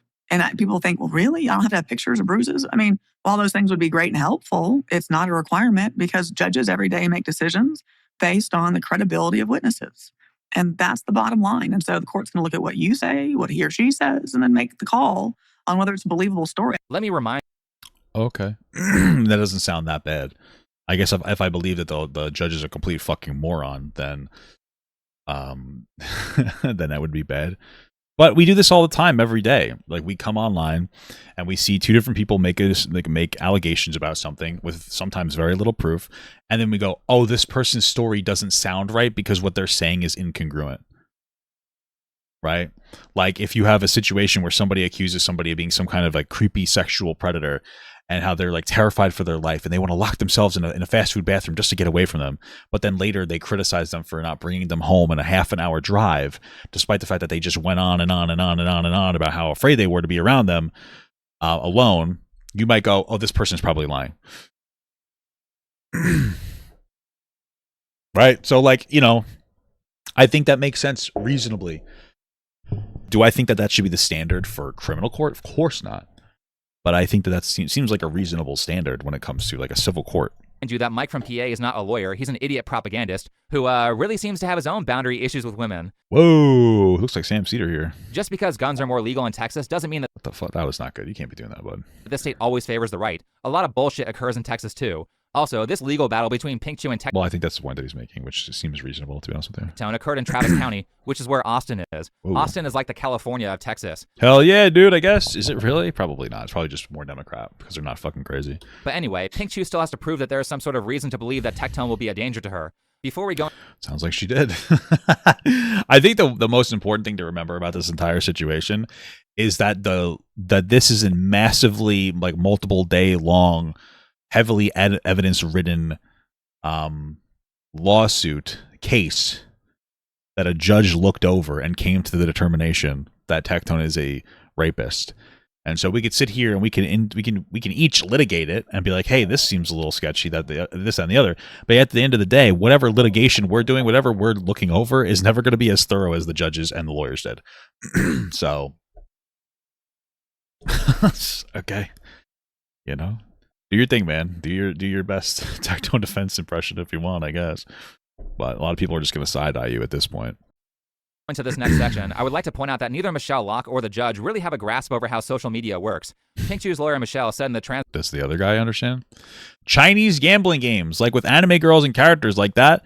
Okay, and is this how did Mr. Robertson earn income at the time, to the best of your knowledge? I believe he was making $100K a month, and that was from doing this. What in particular, if you know? He was streaming the games, and then he would also part of the very large gaming organization called One True King. They had basically all the largest streamers in Austin, and like that had a lot of control over the space. Okay. And just because I don't know, is Austin a large market for streamers? It's a large market for some of the largest streamers. Yeah, a lot of streamers are in Austin. Okay. And what are some? And this is it's OTK. Is that correct? Yes. All right. And was Mr. Robertson a member of OTK? Yes. He was a member of OTK. Were you a member? And she says no. Why does this mean that she doesn't understand? That she doesn't really understand social media. And in this video that I found of the judge, she kind of seemed like they had a fine grasp on it. What? She openly states that she doesn't really have an interest in being online. And so for me, I didn't even have social media, by the way, until I knew that I had to run. Okay, so this is very important because essentially all of Pink Chew's evidence for why she needs an order of protection and why Tectone is an ongoing threat is because of his social media posts. Well, it kind of makes sense if he's sending harassment to people and he's constantly talking about her and not giving her privacy, right? And if you as guys, the judge isn't chronically online enough. We need some kind of a fucking online freak. The judge don't understand social media. Guys, the judge has a job. Unfortunately, she can't be terminally online like the rest of us. You're going to miss a ton of nuance. It's actually to the point where this court decision is quite scary and possibly a strong violation of the First Amendment. Not really, no. Personally, I think Pink Chew has taken advantage of the judge's lack of knowledge of social media. Oh, so she's a predator now. She's taking advantage of the judge. And using that to lie. Okay. To talk about that, let's go to Exhibit 16. All right. They're going to hate what I found today. Your loss is now even more inevitable. Now I wait. I guess it's something that he said. Okay. And when you see these messages that he posts like this, how did you interpret them? Like, how did it make you feel? Like he's coming after me. Okay, and then let's go to 16. So the same month, October 2025, so shortly after the protective order was filed, what does Tectone, Mr. Robinson, post yet again? Another OnlyFans woman lying about rape, and then just moves on. No damage done to them, ruins a man's life for 3 years. Why is this so common? And did you believe that this was also related to you in a way? Yes, well, it obviously is related to her in a way. Okay, why do you believe so? What he does is he basically trains his community into hating OnlyFans or women or also migrants. These are all true, by the way, and things like that. I'm half Mexican, and just things to hate about women and women that have OnlyFans. So when he does attack me, that they're more angry towards me. Or when. Now, have you had some of his fans come after you in these platforms? Bro, this is actually valid. This is one of the things that's like the funniest thing of all. It's like all these people, they say, and I don't know about Think Before You Sleep. I guess we could check his Twitter. But these guys will say a bunch of like crazy shit about like fucking Hispanic people because they're MAGA. They hate women, they hate Hispanic people, they hate fucking OnlyFans, everything triggers the fuck out of them. They don't hate that Trump loves killing jobs through not wanting to do anything about AI, killing jobs like FedEx and UPS, firing like tens of thousands of people, despite the fact that they're profitable, killing jobs. We don't care about that. But women that do OnlyFans, that do be a problem. This is a Hassan post, something about Muslims, something about cringe white women fucking dogs. FC's Island Pokemon Go, something about Jewish people in Manhattan. Oh, Islam. It's about Islam. Sorry, I just saw the Jewish flag there. All right, so this seems like pretty normal stuff. This is what most people talk about. Something about studying abroad. A child should never be in a marriage. Apparently, every 2 seconds a girl is married somewhere in the world. This says the image in the post is deliberately misleading. Even their own site shows the vast majority of child marriages happen in countries that are predominantly dark skinned. What the fuck? Oh, it got community noted because it says, hey, a child should never be married. And they used a white skinned person. And that triggered people because they feel like it should be a black person. That makes perfect sense. Okay. So this is a pretty normal page. Canadian. American liberals don't Trump's America. So this is pretty normal stuff, Anyway. Okay. Holy fuck. All right, cool, man. But anyway, if you go on and on and on and on being a fucking hateful piece of shit, it's going to come back to bite you in the ass. Try not doing that. Try to be closer to God and not being hateful. Okay? I think. This post from Tectone. Yeah, I got to be careful about Twitter scrolling true. Tectone is still alive, so I'll just show the actual tweet. It says, another OnlyFans woman lying Whoa. about rape, then just moves on. No damage done to them. So Ruin a man's shocking. life for 3 years. Why is this so common? Damn. Didn't Tectone go in? This is about Rich Campbell. Didn't Tectone go in on Rich Campbell? Didn't he like go in super hard on the guy with no evidence? This is from October 21st of 2025, nearly a year after Tectone was accused, and he's signal boosting a post talking about a friend of his from OTK. Are they still friends though? I could have swore Tectone went fucking hard in on Rich Campbell. Am I crazy? I'm pretty sure he did. Who I guess was falsely accused. I don't know that situation too well, but that's what's being talked about. Pink Shoe says that she believes that the tweet was about her. Whoa. Well, she thinks that the tweet could lean back onto her. She didn't say it's about her, related to you in a way, which it is related to her in a way. And then she says that Tectone makes posts like this to try to get his fans to attack her because she does OnlyFans. That makes sense. I mean, that's kind of what you're doing. Which is retarded because if you Whoa! look at the comments on the tweet, you can see that people aren't talking about Pink Shoe. Well, actually, she says that it riles them up, right? All the statements that he says riles people up to hate OnlyFans people, people of color, et cetera, et cetera. Yeah, okay. You can't even find her name by doing a text search on the page. Damn, well, that owns her. Too well, but that's what's being talked about. Pink Shoe says that she can't even find her name by doing a text search on the page. So shrieking. I don't even know how to do that, so I couldn't. I'm terminally offline on Twitter, dude. In fact, you can't see this in the court transcript, but since this tweet is still live, we know who Tectone is referring to in this tweet because he's quote tweeted a post talking about Azalea Lexi. So how in the hell is this comment about Pink Shoe? By the way, this is... Well, I mean, they're going to gather every single thing in there. I think the insinuation here that is like the only comment that they have, but I guarantee you they have a lot more than just that. But they're gonna add everything that they can add into there to try to like frame their side of the story, and then Tectone's going to do the exact same thing. Tweeted a post talking about Azalea Lexi. So how in the hell is this comment about Pink Shoe? By the way, this is in stark difference to her allegation post, where the top... I hate that people warned me. I didn't listen because I was so manipulated. I hate that I was lied to. Another girl went through what worse was trying to come forward. She's referring to his ex-wife. Me and her are now good, but I should have listened when they were. When you're in it, if you feel blind to it. I see some comments that are worried, and I just want to tell y'all, let y'all know I am out and have my own place, and I'm safe. Don't want to worry anyone. I've been taking it one day at a time. Okay. Comment essentially is saying, hey, you're talking about Tectone, right? The irony here is that Pink Shoe herself made the argument in court that people wouldn't know who she's talking about because Tectone's name wasn't mentioned in her tweet. Whoa. Well, that's not right. Obviously, she's being ridiculous. She knows what she's doing there. Because, again, that's the entire basis of what lawsuit that you filed. Okay. Is that fair? Yes. Okay. And this is Tectone's lawyer versus her. Okay. Okay. And understanding that in your sphere of influence online, it is well known that you were in a relationship with John, and understanding that in John's sphere of influence, it was well known that he was in a relationship with you online, and would agree with me that it's reasonable that these people, upon reading that Twitter post, would come to the assumption that you were talking about him. Is that fair? A, not at first, until he publicly started it himself, and he said that it was about him. That's probably not true. Yeah, but okay, fair enough. I mean, that one I'm gonna obviously, I don't think that she believes that. I think that she knows that it's going to fall back onto him. Okay, you don't think it's reasonable? I mean, the only thing that she has to lean on is that there's a lot of views here. I mean, the only thing that she has potentially to lean on is that these wouldn't have gotten as many views if Tectone never said anything in the first place. That's one thing you could potentially argue. But yeah, okay. Yeah, I feel like it's more likely to believe that she knew that people were going to know who she was talking about. Okay, you don't think it's reasonable at all that people would read that, understanding that you guys had been in a relationship, and come to the conclusion you're talking about him? Maybe some people, but not because there was no clarification who was talking about or any names. Okay, what was your intention in posting that? It was really for my friends, I think. Okay, people that had been trying to isolate me. Okay, I mean, I don't think that she's being accurate there, but sure. Pink Shoe herself made the argument in court that people wouldn't know who she's talking about because Tectone... Well, and unfortunately, this is how things work in the court. Like, you lie. No, that wasn't my intention. But then the lawyer examines you and goes like, that sounds like you're lying. That's kind of like, unfortunately, what you have to do. But I'm sure that there are also lies that Tectone promoted. I'm sure that there are lies that Pikachu put it out there. And I'm sure that the judge is experienced enough to know which ones are and aren't accurate. Although he's trying to make it seem like, hey, yeah, his essay requirement to join OTK, that was a funny comment. But one of the things that he's saying, and he might have a decent point here, is that this lawyer doesn't understand the online world, so maybe she'll misinterpret that. Maybe. I don't know. I don't think so. I think that she would probably come to the conclusion and know, like, okay, she's probably going to factor that into her variable. It doesn't mean that this necessarily matters, that she's lying about this when it comes to overall her other points. Tectone's name wasn't mentioned in her tweet.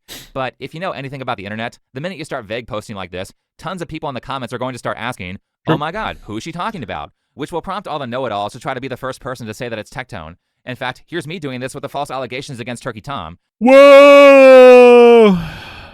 Crazy. You can see that I don't mention Tom in the post. People are asking who I'm talking about, and if you scroll through the comments, you can see several people explaining the reference. Damn. This is not like a secret behavior that people have. Anytime some sort of inside joke or a test question is posted on social media, tons of people go to the comment section looking for the person who will explain everything. So in my opinion, Pink Chu left Tectone's name out of this post to prevent a defamation lawsuit. Maybe. But left in How are you supposed to feel if a guy is abusive, makes you cry, and then shoves your head in a scratch? Okay. enough clues for people to easily figure out who she was talking about. I feel like the like ratio is pretty low for this, no? So her followers would say who it was for her. If she only wanted her friends to know about these allegations like she said in court, she wouldn't have posted it on social media. Okay, I want to fast forward a post. I believe you mean on X. I think we can get rid of formerly known by as Twitter by this point in the time. Miss Locke. Well, that's fun. Is that? Okay, then his lawyer says, and this was November 20th, 2024. You write on your Twitter, how are you supposed to feel if a guy's abusive makes you... Okay, then he's just reiterating it. But when you feel like comfortable doing sexual things and records and demands, stop making faces, pretends that you like it, or when you say you don't want to do it anymore and he shoves your head down. So I think that this is all the stuff that we've already read.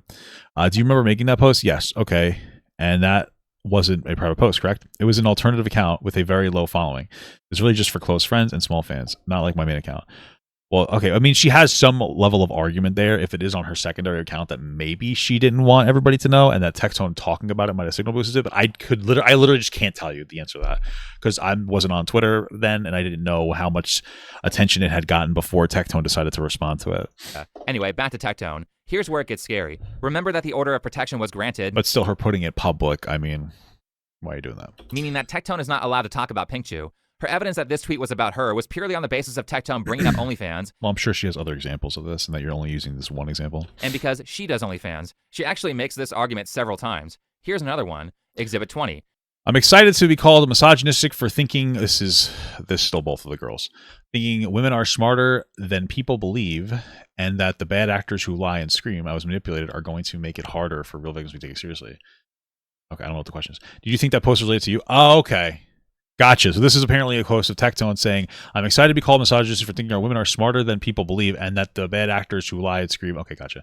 Yes, because he's already said publicly that I ruined it for the other victims. He said you specifically. Yes, he made a tweet with my name specifically speaking about me. All right, let's go to 20, please. October 27th, 2025. He posts this to all the OnlyFans whores trying to give my life advice, bro. I can see your asshole for less than buying a Fortnite battle pass. Shut the fuck up. Is this how he would refer to women in front of you? Yes. Okay. Let's go to 21. All right. And then on, it looks like, again, in October 2025, what does Mr. Robertson say? Who will be the next OnlyFans girl to call me out? Bot their likes, then like their comments. Holy fuck, absolutely run free in the rest. He was saying this when they were still together? What the fuck? That's crazy, dude. That's insane. I love this video. It's black fatigue, and the thumbnail is, well, that's not the thumbnail. This is his thumbnail. We love, hey guys, he's not a racist, hateful person or anything. Oh, Papa got leftovers. Incredible. Let's continue. This tweet is also still alive, so I'll just bring it up. He's asking for OnlyFans models to stop giving life advice because you can see them naked for less than a Fortnite battle pass. Where's her dignity? Oh, I don't know. I heard she's selling it for $5. Whoa, crazy. This is another post where if you scroll down, you can see that nobody is talking about Pink Chu. Yet she is suggesting that these posts are targeted at her and designed to train Tectone's audience into hating her. Well, they are. I mean, they are. He constantly talks about how much he doesn't like OnlyFans girls. That's part of it. Oh, sorry, guys. You can't see what's on the screen. Whatever. You don't need... This is it. You didn't miss anything. Sorry, guys. You missed it. You missed this, though. I heard she's selling it for $5. Whoa! Posts are targeted at her and designed to train Tectone's audience into relax, guys. Relax. Hating her. Relax. Now, if you were a judge who doesn't use social media that much, you would think, oh, well, that makes sense. Obviously, he's only mentioning OnlyFans because Pink Chu does OnlyFans. Yes. Yes, that is the idea. He feels slighted by an OnlyFans girl, so he's saying negative things about OnlyFans girls. Yes, that is what he's doing. Yes. He's also part of the MAGA grift. So that's going to be part of the thing that he highlights. Yes. Why would anybody else talk about that? Except... Oh, shit. Oh, you guys didn't see the black fatigue thing I was showing you before. Oh, I was like, hey, guys, let me show you something, and then I didn't show you anything. Okay, that's what you're like, oh, what the fuck? There you go. Black fatigue. It says the N-word on this. We love to see it. Thank you, Tectone, for not being racist. That's what you were asking about. Incredible. Talking about OnlyFans girls is an entire meta of content creation that has existed for years. Yeah, and this person hates women. Hey guys, I'm gonna bring up the red pill that these guys that hate women, they're all rape apologists, and they literally exist to promote OnlyFans girls. They bring OnlyFans girls onto their platform so that they can berate them, and then guys will buy their stuff. That's why they continue to go on, and they try to make themselves seem intelligent by talking to like 18-year-old girls doing fucking content like this. Okay. And I don't know, maybe it has something to do with people like Morpai trying to bend Twitch's rules so she can show her boobs to 13-year-olds and try to get them addicted to pornography. Where's your Nux video, by the way, where he was showing people lolicon porn? Just wonder if that's like a priority for you. Doctor. Okay, so we got prison. It'll be his next video. His next video will definitely be about Nux Taku being a fucking disgusting piece of shit freak. That'll definitely be on there. I guarantee you. That'll be his next one. Because Nux is worse, right? A lot of trans posting, but not a lot about how much you hate the left. I'm sure the next Taku video is coming. It's coming, guys. Morpai bends those rules. That's not good. Nux Taku has a Discord with fucking kids have access to it and has NSFW content in there. Makes an NSFW channel just for one of the like 14-year-old boys in there. Does he give $10? That'll be the next one. It'll be the next one, guys. The next video will be the next one. Maybe some of these women deserve to be criticized. Whoa. So citing these posts as threats and possibly suggesting that Tectone can never talk about OnlyFans because of the order of protection, I think is a massive violation of the First Amendment. Okay, if you say so. Second, in the same way that she cites these posts about OF, she also cites Tectone talking about illegal aliens as a threat towards her. Well, yeah, because she's half Mexican, she says. Saying, well, I'm half Mexican, so I'm almost a minority, and that means he's victimizing me with these posts. Well, he does talk a lot about how much he hates minorities. We just showed you guys a video where he said black fatigue. Only time people talk about black fatigue is when they're permanently online. That's it. That's a fact. I don't know what else to tell you. That's what that happens when you go on Twitter and you constantly get like blasted the worst representation of groups that you already hate because it riles you up, and then you have like a distorted worldview. Yeah. If this type of post counts as talking about Pink Shoe, then Tectone, as a social media influencer, can't talk about the most pressing issues of the past year because his ex-girlfriend is half Mexican? This is very stupid. She continues, and I think this is the most ridiculous. He's done it to multiple people. And how have you seen him do it to multiple people? Invisity was one example. He has a lot of, I guess, beef with a lot of people. I can't even count in his YouTube videos. He names each of his YouTube videos after the person he's going after in that video. And what is your concern with regards to what happens if this protective order is not granted after this hearing today? Okay.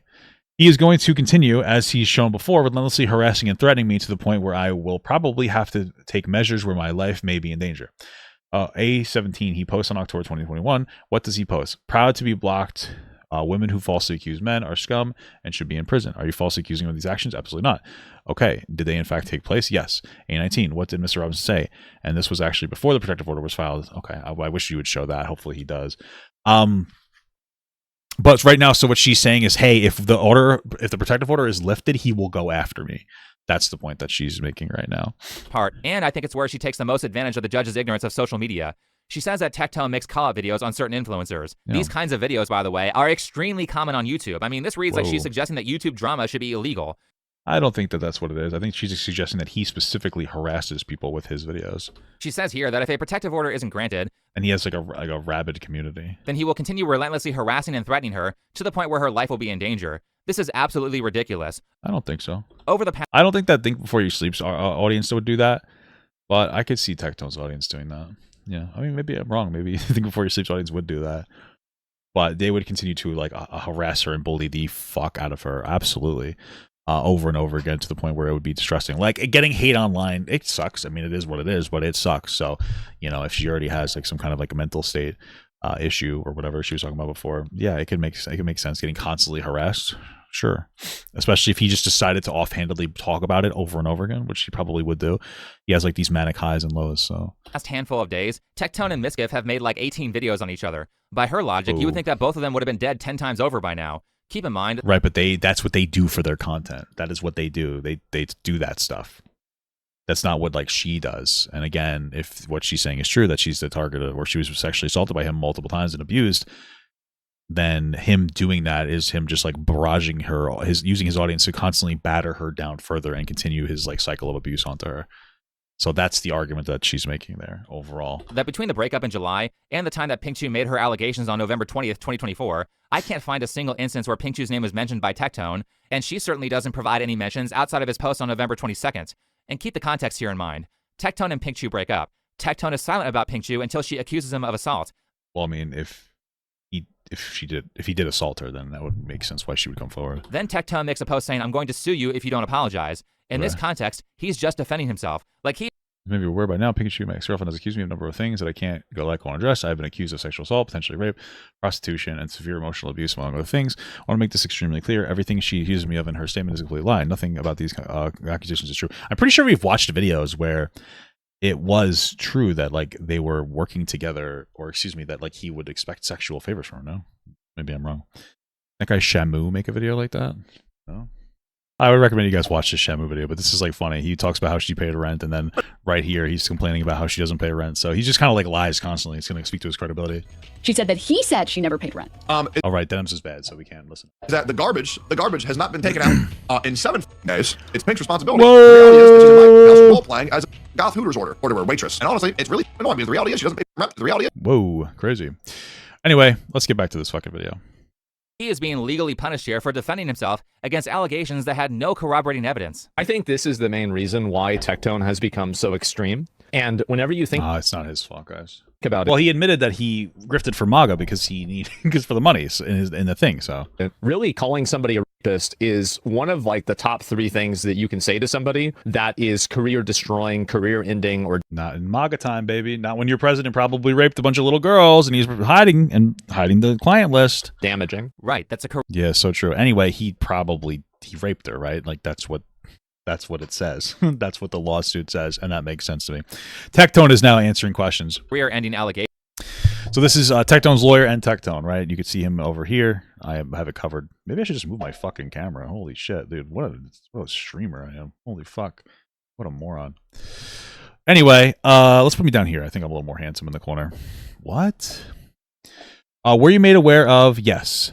That tweet at some point, yes. Okay, very quickly after the posting. How quickly? Almost instantly. Okay, they're talking about the tweet that she had made. Okay, so that tweet was on November 20th, 2024. Did you find out about it in November 20th, 2024? Yeah, I saw it after it was posted, and it was a lot to take in. And then, yeah, that is when I found out about it, or at least when I saw it. Okay, did you start receiving messages online about the tweets? Within 3 hours, the heads of my company told me that I was going to be...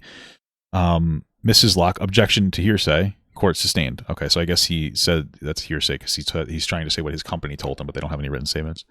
Okay, John, listen to the question I'm asking. Sorry. Did you receive messages? Yes. Okay. And during the court case, Tectone said that he was dropped from his partnership with OTK almost immediately after Pink Chu's allegations. By the way, well, that's not really what it said. It just says my company told me that I'm going to be, and then it cuts it off. That's not even really what's said here. Maybe that is what actually happened, but like... why didn't you show us the part where it's like correctly answered? He was cut off because of hearsay. He was dropped from his partnership with OTK almost immediately after Pink Chu's allegations. By the way, if you're thinking she must be the innocent party because she filed for the protective order, note that protective orders get abused actually quite a lot. Whoa, guys, if girls get sexually assaulted, they should go to the police. But if they do go to the police, I'm not going to believe any of the things that they give for evidence. Okay, cool indication there, man. Love it. In fact, if you watched my video on Alexa Nicholas, who was falsely accused of leaking sealed court documents by a good friend of Taylor Lorenz, you would know that she mentioned that she had a stalker who was harassing her and her Taylor Lorenz family. That stalker filed a restraining order against her. So yes, these orders can be weaponized. Did it stick? Okay, so filed for a request for a restraining order. As explained in great detail below, to barge to use whatever is filing documentary evidence to support her investigation, background, blah, blah, blah. He stalked and harassed her. Okay. So did she get the restraining order? Did it stick? I don't really know the context of the situation. Could it be an example of the court system being abused? That doesn't mean that this system is abused or that this court case was abused or wrong, just because sometimes they get it wrong. And speaking of that, here's the fun part. I think this was all a coordinated effort against Tectone from multiple streamers. Oh, shit. Well, probably not. Let's move on to another stupid argument that Pink Chu makes that you would only think is valid if you didn't understand social media. On page 144... Yes, you heard in the video back in November 21st, 2024, or I'm sorry, November 22nd, 2024, what he said is war now. Yes. Do you recall what? Witness nods head. And what has he done to your life since he made that statement on November 22nd, 2024? He completely destroyed my streaming career. I barely ever stream. I had to completely switch to another platform for content and make money. How did he destroy your streaming career? No one wanted to get near me because he would track them too. And he had already done that to some people. An example is, her name is Morgan. Who the fuck is Morgan? Oh, Frogan. People don't want to associate with me or collab with me, so I actually ended up having to fly out to LA a lot to make friends and do collaborations to help my career. There was a reference to a text message that you sent him asking for a blowjob right before your Austin Oaks stay. Do you recall that? Yes. Okay. All right. Can you explain to the court how that text came to be? Okay. Pink Chew says that Tectone destroyed her streaming career when he made his post on November 22nd. I have no idea if this is true or not because I don't follow her streaming career or any of her anything that she does for that matter. But now, personally, I don't know the validity of her claim. She provides no evidence. Yeah, me neither. Of this outside of saying that's what happened, and she could have just as easily nuked her own Twitch channel to hide evidence that Tectone wasn't actually abusive. Maybe, I guess. Since they did a lot of streams together. But nonetheless, she's suggesting that her online career was over and her life was ruined, which is stupid because her primary income is Fansly and OnlyFans. Ooh. It's stupid because hating on OnlyFans. Do you think that I think before you sleep took a look at it just for because you know, for the research guys. Creators only makes them more popular. Everyone who is good at social media knows that. That's well, she might be referring to being harassed by Tectone and his audience, but again, I don't know how valid it is. I never knew of her streaming career. Why OF chicks go on podcasts like Whatever or Fresh and Fit and say dumb stuff. It's to promote their content. When you got kicked off of Fresh and Fit the first time, how much money did you make, girl, afterwards? Like, how many? Fresh and Fit, there's no one that does more for OnlyFans women than Fresh and Fit. You have helped sex workers more than anybody, I think, in the world. You have given us the world. Every time I come on your show, my money goes way up. I mean, before you were referencing Fresh and Fit as like positive, and now do you not understand that what you're showing us is that Fresh and Fit are negative, and they actually direct more people to OnlyFans girls? Wouldn't you consider them a net loss then? And then he kicked me off, and then he invited me back on. So the only bad press that you can get for OnlyFans is being unattractive. People don't care about the morality of a porn star. It's actually kind of a problem because you can inadvertently make. I mean, he's not wrong about this, but the thing more popular by criticizing it. That doesn't mean that everybody wants to like seethe in the hate of what's going on. A lot of these other OnlyFans girls aren't really online entities. They are online, but they're not like online people. Like, I don't think anyone knows who the fuck that girl was. She probably just like makes OnlyFans and puts content out there, whereas Pikachu is more of a public figure, you know. But okay. So Pink Chew suggesting that her life was over after a single tweet from Tectone, where keep in mind, well, streaming life, but yeah, he was defending himself against allegations with no corroborating evidence. It's his right to do that. So Pink Chew suggesting that her life was over after that tweet couldn't be further from the truth. She's now is this the PewDiePie bridge? more popular than ever and has more social media followers than Tectone between Instagram and TikTok. And damn, tech owned, more like it. Well, dude. You can't compare somebody's YouTube and Twitch to their Instagram and TikTok. You know that you're being stupid right now, right? Like, you have to know that. Like, I have 100,000 on YouTube. I have like almost 1 million on TikTok. TikTok doesn't mean shit. So I don't know. Like, you can't use these as comparative links, but okay. In fact, don't take my word for it. Take it from Mujin, who said on Twitter, "Let it be known that from this point onward, anyone still caught defending Tectone is purposefully ignoring facts for what is most likely a desperate and pathetic attempt at gaining favor or clout." Maybe, though I'm not sure what facts he was talking about. Note that he said this before the transcript was made available, so real smart of him to not wait until the evidence was public. Well, I mean, the fact that he was found to be a rapist stalker. I think that's the fact that we're referring to here. However, you can see that he is very much on Pink Chew's side, and more importantly, you can see him stating here that she makes significantly more money than Tectone. Weird, because a statement like that makes her look like she's the one who actually has more power, and thus makes her look like the aggressor. But well, no, it doesn't. But she's specifically referring to her streaming career, no? Here's the part where things get interesting. Again, you would have to understand social media to recognize. Yeah, Morgan is going to be Frogan. Recognize this stuff. On this page 144, Pink Chew mentions a girl named Morgan, and then she says that she went to Los Angeles to do collabs. I think it was a mistake to say this because Morgan is almost certainly Morpai, a person who Pink Chew has done numerous collabs with. Oh, I would have assumed that was maybe I'm terminally online. I would have assumed that was Frogan. That makes more sense to me. I think that she's talking about Frogan, to be honest with you, because that's Morgan's name. But like, there's still another way to go after that because Morgan like destroyed their own credibility. But not me. That's funny because I picked that card I guess we'll never know. in a different group, and it was me. But I'm a big one. Again, she's done a number of collabs with Morpai, like this one here at the gym. God, she must edit her photos a lot. I'm not even looking at the same person when she's on video and in a place where she can't cake on makeup. Dude, you're such a weird freak. I don't know how to talk to you. You'll yell all day that people should go to the gym. Then a girl goes to the gym and she still looks good. She's just like sweaty or whatever from the gym, or messy, I guess. And then you're like, see, look at these ugly fucking women. Like, chill out, man. You don't have to like fucking come every single time. Like, I know that you definitely bought her fucking OnlyFans or looked up the leaks or something and jerked off to them like violently while you were making this video. Like, I could tell. She put some makeup on. That's nice. She still looks nice on the right side. You guys are so weird. You guys are freaks. It's like, do you not realize that you look like a fucking freak when you fucking soy out every single time you see a woman without makeup? See, look at her. She's fucking ugly. It's like, okay. But she's making this content to plug her OnlyFans, right? So clearly it's working. I don't know. Like, okay, got it. Anyway, there's tons of video evidence of them interacting with each other and tons of tweets and stuff. So this person, Morgan, is almost certainly Morpai. Why is that interesting? Maybe. Well, it's interesting because one of the things that Morpai is famous for is helping signal boost false allegations against the YouTubers who run a channel called Super Mega. Turkey Tom made a huge video on it. I remember that. Super Mega is a comedy gaming channel with almost 1 million subscribers, run by Matt Watson and Ryan McGee. Over the past 2 years, the channel has found itself mired in endless controversy. However, none would prove as devastating as those levied in July of 2023. That month, a cosplayer named Alex accused Super Mega's channel artist, Don, of SA. Matt and Ryan... Yeah, I think I remember the Morpai thing. This was, I think that she had mentioned... Didn't he mention that this guy talked to her or were something? named for mishandling the situation. This sparked enough backlash for a whole new wave of accusations to surface from former friends and employees. Alexa's outright lies in her own video poisoned the well, and if her initial story about Dom was true... It's true. That's how we figured out she was lying, because we looked through what she was saying. She lied. severely discredited by the various... Kind of like how maybe the judge looked through this information and said, oh, look, they lied based on information. Falsehoods she spread. These falsehoods... Like maybe Tectone was lying about some things, you know. Obviously credible enough to get a protective order. ...were supported by her boyfriend, Ethan is online. Whoa! Them friend now. Stop. Her friend, Nick is not green. Their other friend, Leighton Stollard, Morpai, and even Rav. All of these people spread provable lies to smear Super Mega as a brand. Super Mega was a popular variety channel that had a podcast, and this Whoa. was quite the Turkey Tom video. It's kind of like an epic set of false allegations, but where Morpai plays a role is that she had a crush on one of the owners named Matt. Matt didn't want to pursue a relationship. Crazy crush, am I right? But they hooked up twice, and then I think Matt chose a different girl over her. Honestly, I cried for months over that guy. I was like, give me one of your shirts. You know what I mean? So I posted a picture of me wearing the shirt I took of his onto my personal Twitter, not like my big one, but my other one. And he texted me after ghosting me, after I asked him if he wanted to hang out again that night. He didn't respond to me asking if he wanted to hang out again. He responded with a screenshot of the post and was like, hey. I guess this guy has another BWC just like Tom, huh? Can you take this down? Like, people have seen me in that shirt. Like, they know that shirt. Can you just take down this post? Did you hear the part where she said she made the post on a second account? Kind of like similar to what Pink Jew did. What an odd coincidence. What? Well, she's talking about how she posted a picture of her in his sweater, and you're comparing that to Pikachu posting like her allegations against Tectone that were like vague posting, but you know, on a second account. Do you think that that means that they were like crap? Okay. To quickly sum things up, Morpai... I'm pretty sure Morpai said that like the guy cheated or something. It wasn't like the biggest part of the allegation. Became friends with a And I think she like retracted it very quickly, no? disgruntled ex-Super Mega employee named Leighton, whose goal was to do whatever he could to ruin their career. Oh, this guy was a weirdo. Wasn't he gay and he was like annoying?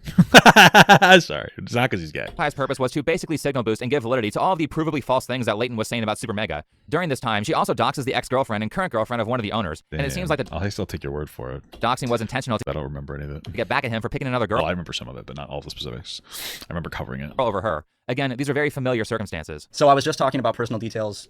Well, so just to be clear, what you're saying is that I think you're trying to say that she knew all this was like a lie. I think that they were fucking idiots that believed that like Lex and what's his face, the other guy, Ethan, were telling the truth, and that they believed them and they had charity for them when they shouldn't have. That doesn't necessarily mean that she was trying to lie or damage them, but her being slighted by this guy because she felt like, you know, he took advantage of her in some capacity, like whatever, he just didn't want to be with her after they fucked. Her feeling that way, I think he might have cheated too, but like whatever, it's like those aren't part of the allegations that make matter, right? But that doesn't mean that she was malicious necessarily, and I think you're kind of trying to tack on there.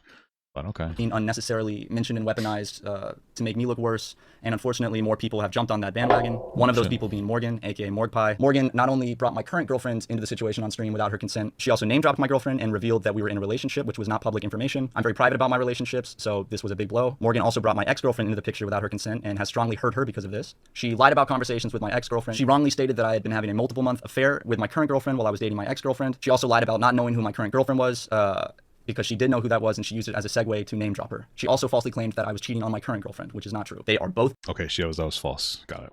I don't remember the specifics. Okay, fair enough. Being harassed viciously, and their personal lives are being used as weapons to make me look worse. And I think that this is old drama. He's just trying to make it seem like all women are bad and malicious. Completely unacceptable. And by the way, even though the allegations were false, they still succeeded. Super Mega took a huge hit, and it really hasn't been the same since. Even after I think a lot of their confidence was struck too. I think it's part of it. Super Mega was exonerated in the eyes of the public. So if you're wondering why people do these tactics and coordinate these ops on Discord and stuff, it's because they work.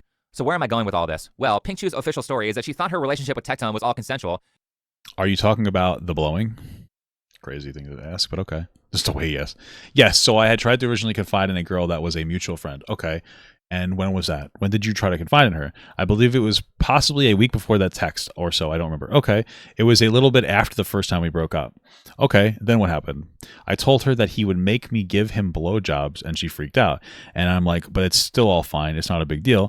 And I got scared because I didn't know if I could trust her. And he then the next day sat me in his office and sat me in a chair. And he's like, I'm going to get on the phone. I'm going to step inside and out. And he stopped outside of the office and said, you're going to tell me what? Everything you told her in detail.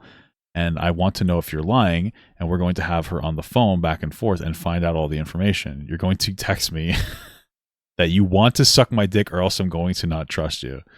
Okay. Maybe. Okay. Interesting. All right. That's kind of a weird, it's just the way that that's proposed. I mean, that's her proposing it that way, but that's pretty fucking crazy if true. Until after the breakup and after she confided in a friend who told her that actually she was being abused. And yes, this sounds very much like I consented to sex and then changed my mind later. Doesn't sound anything like that, actually. You could disagree with her, but what it sounds like is like Pink said to this friend, we're assuming, I guess, is Morpai, hey, he forces me to do this, but like, it's fine, whatever. And she's like, that's really not right. And then afterwards, he's like, you're going to sit down and you're going to tell her that you like sucking my dick. That's what it sounds like. Now, this is her giving the story, so, you know, of course you want to take it with a grain of salt, but it doesn't sound like she retracted consent afterwards in any capacity. What are you talking about? You can say, I don't like the framing of what she's saying, and you can question that if you want. That's fine. But what she's saying sounds like he's forcing her to suck his dick. And then when she tells a friend that, she's like, that's really fucked up. And she's like, oh no, it's like whatever. And then she comes to this realization that like it's actually fucked up. And then Tectone finds out and wants to do damage control by forcing her to say, no, you like sucking my dick in some kind of message to, we're assuming, Morpai. But you should be proportionate. What you're saying doesn't make any sense. It's like 2015 college feminist behavior. Anyway, my personal opinion is that the friend who Pink Chu talked to was Morpai. Maybe. Which is why her name randomly slips in the transcript. And I think the actual reason that Pink Chu is doing all this is because she's mad that Tectone broke up with her, and she's mad that he is with someone else after she clearly was still into him when the relationship ended, based on texts that were shown in court. And what I mean is that on page 113, after the... Yes, and before you went to Austin Oaks, you sent John a series of text messages, and you guys had a text conversation about your decision to go to Austin Oaks. Is that correct? Yes. And that's what we see on the screen behind us. Is that fair? Yes. Our discussion, yes.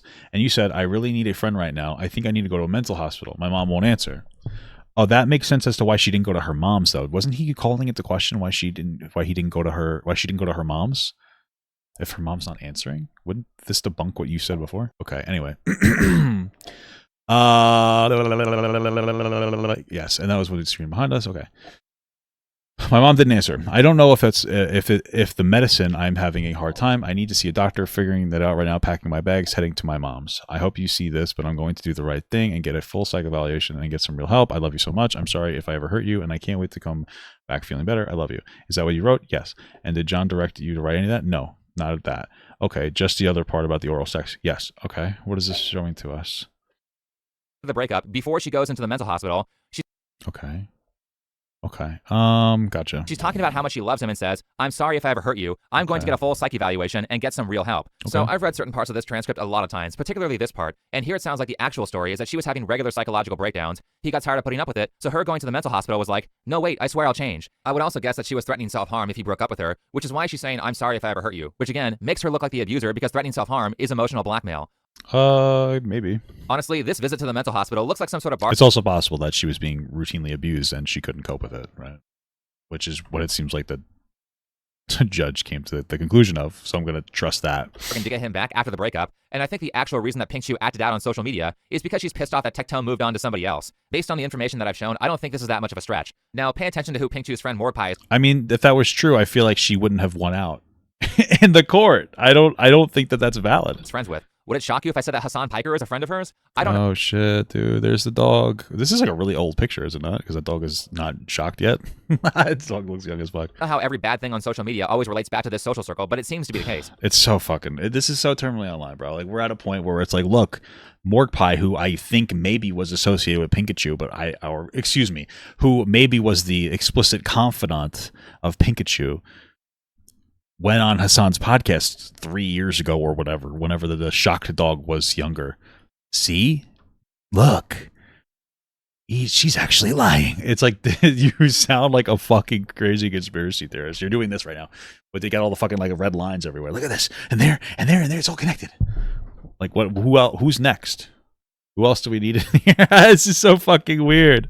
Okay. Why is that important? Well, Hassan Piker has this ongoing war with Asmongold. Yeah, both fucking loser pieces of shit, lying scum fucking douchebags that are terrible for America. True. Probably because he's mad that Asmund is more famous than him. Hassan likes to That's sit probably a factor. back and have his little lackeys do all the dirty work for him. That is also true. This is a famous tactic of his, and he primarily works by not directly saying that he has certain values, but he will signal boost all the people who have the values that he wants to promote Yeah, absolutely. by watching their content on his stream. That or shouting them out. Yeah, he does do this. That being said, Tectone is friends with Asmongold. Hassan wants to attack Asmongold in any way that he can, so I think his lackeys came up with a plot to destroy Tectone. No. Just no. What you're saying at first is true, and then you've concocted a conspiracy theory based on that. I doubt that there was any underground, like fucking reservoir coordinated attack. Pikachu went after Tectone for what I think, and the court thinks, is a valid rape, abuse, stalking claim. People like Hassan and his crew jumped on it. They don't care if it's true or not, but they jump on it and they will attack Tectone. I think that they're right this time. A broken clock is right twice a day. You are now trying to create a fucking delusional fantasy conspiracy theory that everything was coordinated from the start to go after Asmongold, the Roach King. Okay. I don't know if you realize how online that you are, but get help. Maybe you should check yourself into Austin Oaks. I don't know. Incredible. They do this a lot. Recently, Girl Hassan and promoter of incest, aka Denims, crazy, randomly attacked Emiru for being friends with Asmongold and for not talking about her politics, which was stupid and pointless. Racist chud. Ember is friends with Asmongold, Lakari, Tectone, plus she thinks Ethan Klein's lawsuits are justified. Asmongold's a bad person. Tectone is a bad person. But going back to Tectone, seeing that Morpai has already been involved in conspiracy behavior against Super Mega, I don't think it's that unreasonable to say that this tactic is being repeated a lot. Ethan Klein being yet another example of a person who Hassan's social circle has conspired against. So basically, the lackeys create the noise, and then Hassan does stuff like signal boost false information about Tectone that was said by Miskiff. I think apparently Miskiff sent like a court reporter to the court to take notes. Well, he did do that, but like some of the information that Miskiff gave us was not accurate. But it was accurate that he lost his guns for 10 years. Tectone. So I think we could probably hold on to that pretty hard. In this process, then he brought Hassanabi saying, like how when he shocked his dog.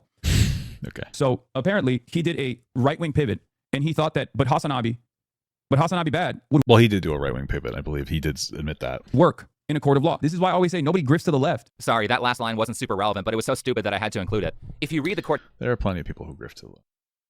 transcript, it was actually Pink Shoe's lawyer who brings up that Hassan abuses animals. Oh shit! If you treat someone different or assume someone's past is based on their race, that's racist. Yes, even to white people. Is that correct? Yeah. This is her lawyer in Tectone. Yeah. For some reason, the internet believes that if you judge someone based on their skin color, it's bad unless you're white, and then it's okay. So I've talked about that briefly on the internet. Not really briefly. Well, maybe a little bit more than briefly at this point. And you refer to Hassan, who is another streamer, as a terrorist supporter, a dog abuser, correct? Yeah. Dude, you looked so dumb.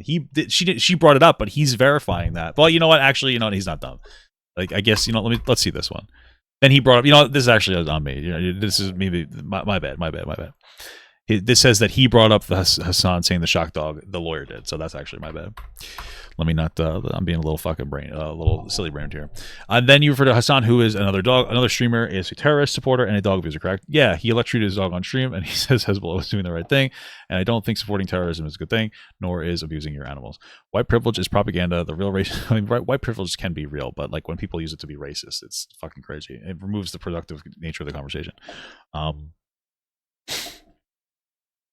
Have been used to be white privilege propaganda. The real racists have been using to be racist towards whites for things they never did for decades. It is interesting though that people will be like, listen, white people didn't do slavery or any of those things, and then it's the same people like Tectone that will like, we need to maintain our white identity. It's been a historically white European country. It's like, okay, pick one. You get to reference history or not. I don't know what to tell you, but anyway. You posted that on October 27th, 2025. Is that right? That sounds like something I posted. Okay, but the death threats are originated because of my client's post where she didn't name you in November 2024. Is that right? Yeah, you can check the timestamps. Okay, cool. Not Tectone. And the reason it was brought up was because of a retarded counter-argument that Pichu's lawyer made about the allegations against Tectone having... Crazy. Sorry, November 20th, 2024. That show that you immediately received notifications of her post. Notifications are obvious. They got to be from moderator. Sorry, November 20th, 2024. That show that you immediately received notifications of her post. Notifications are obvious. They got to be from moderators first in a Discord, as well as calls from the higher ups in my company.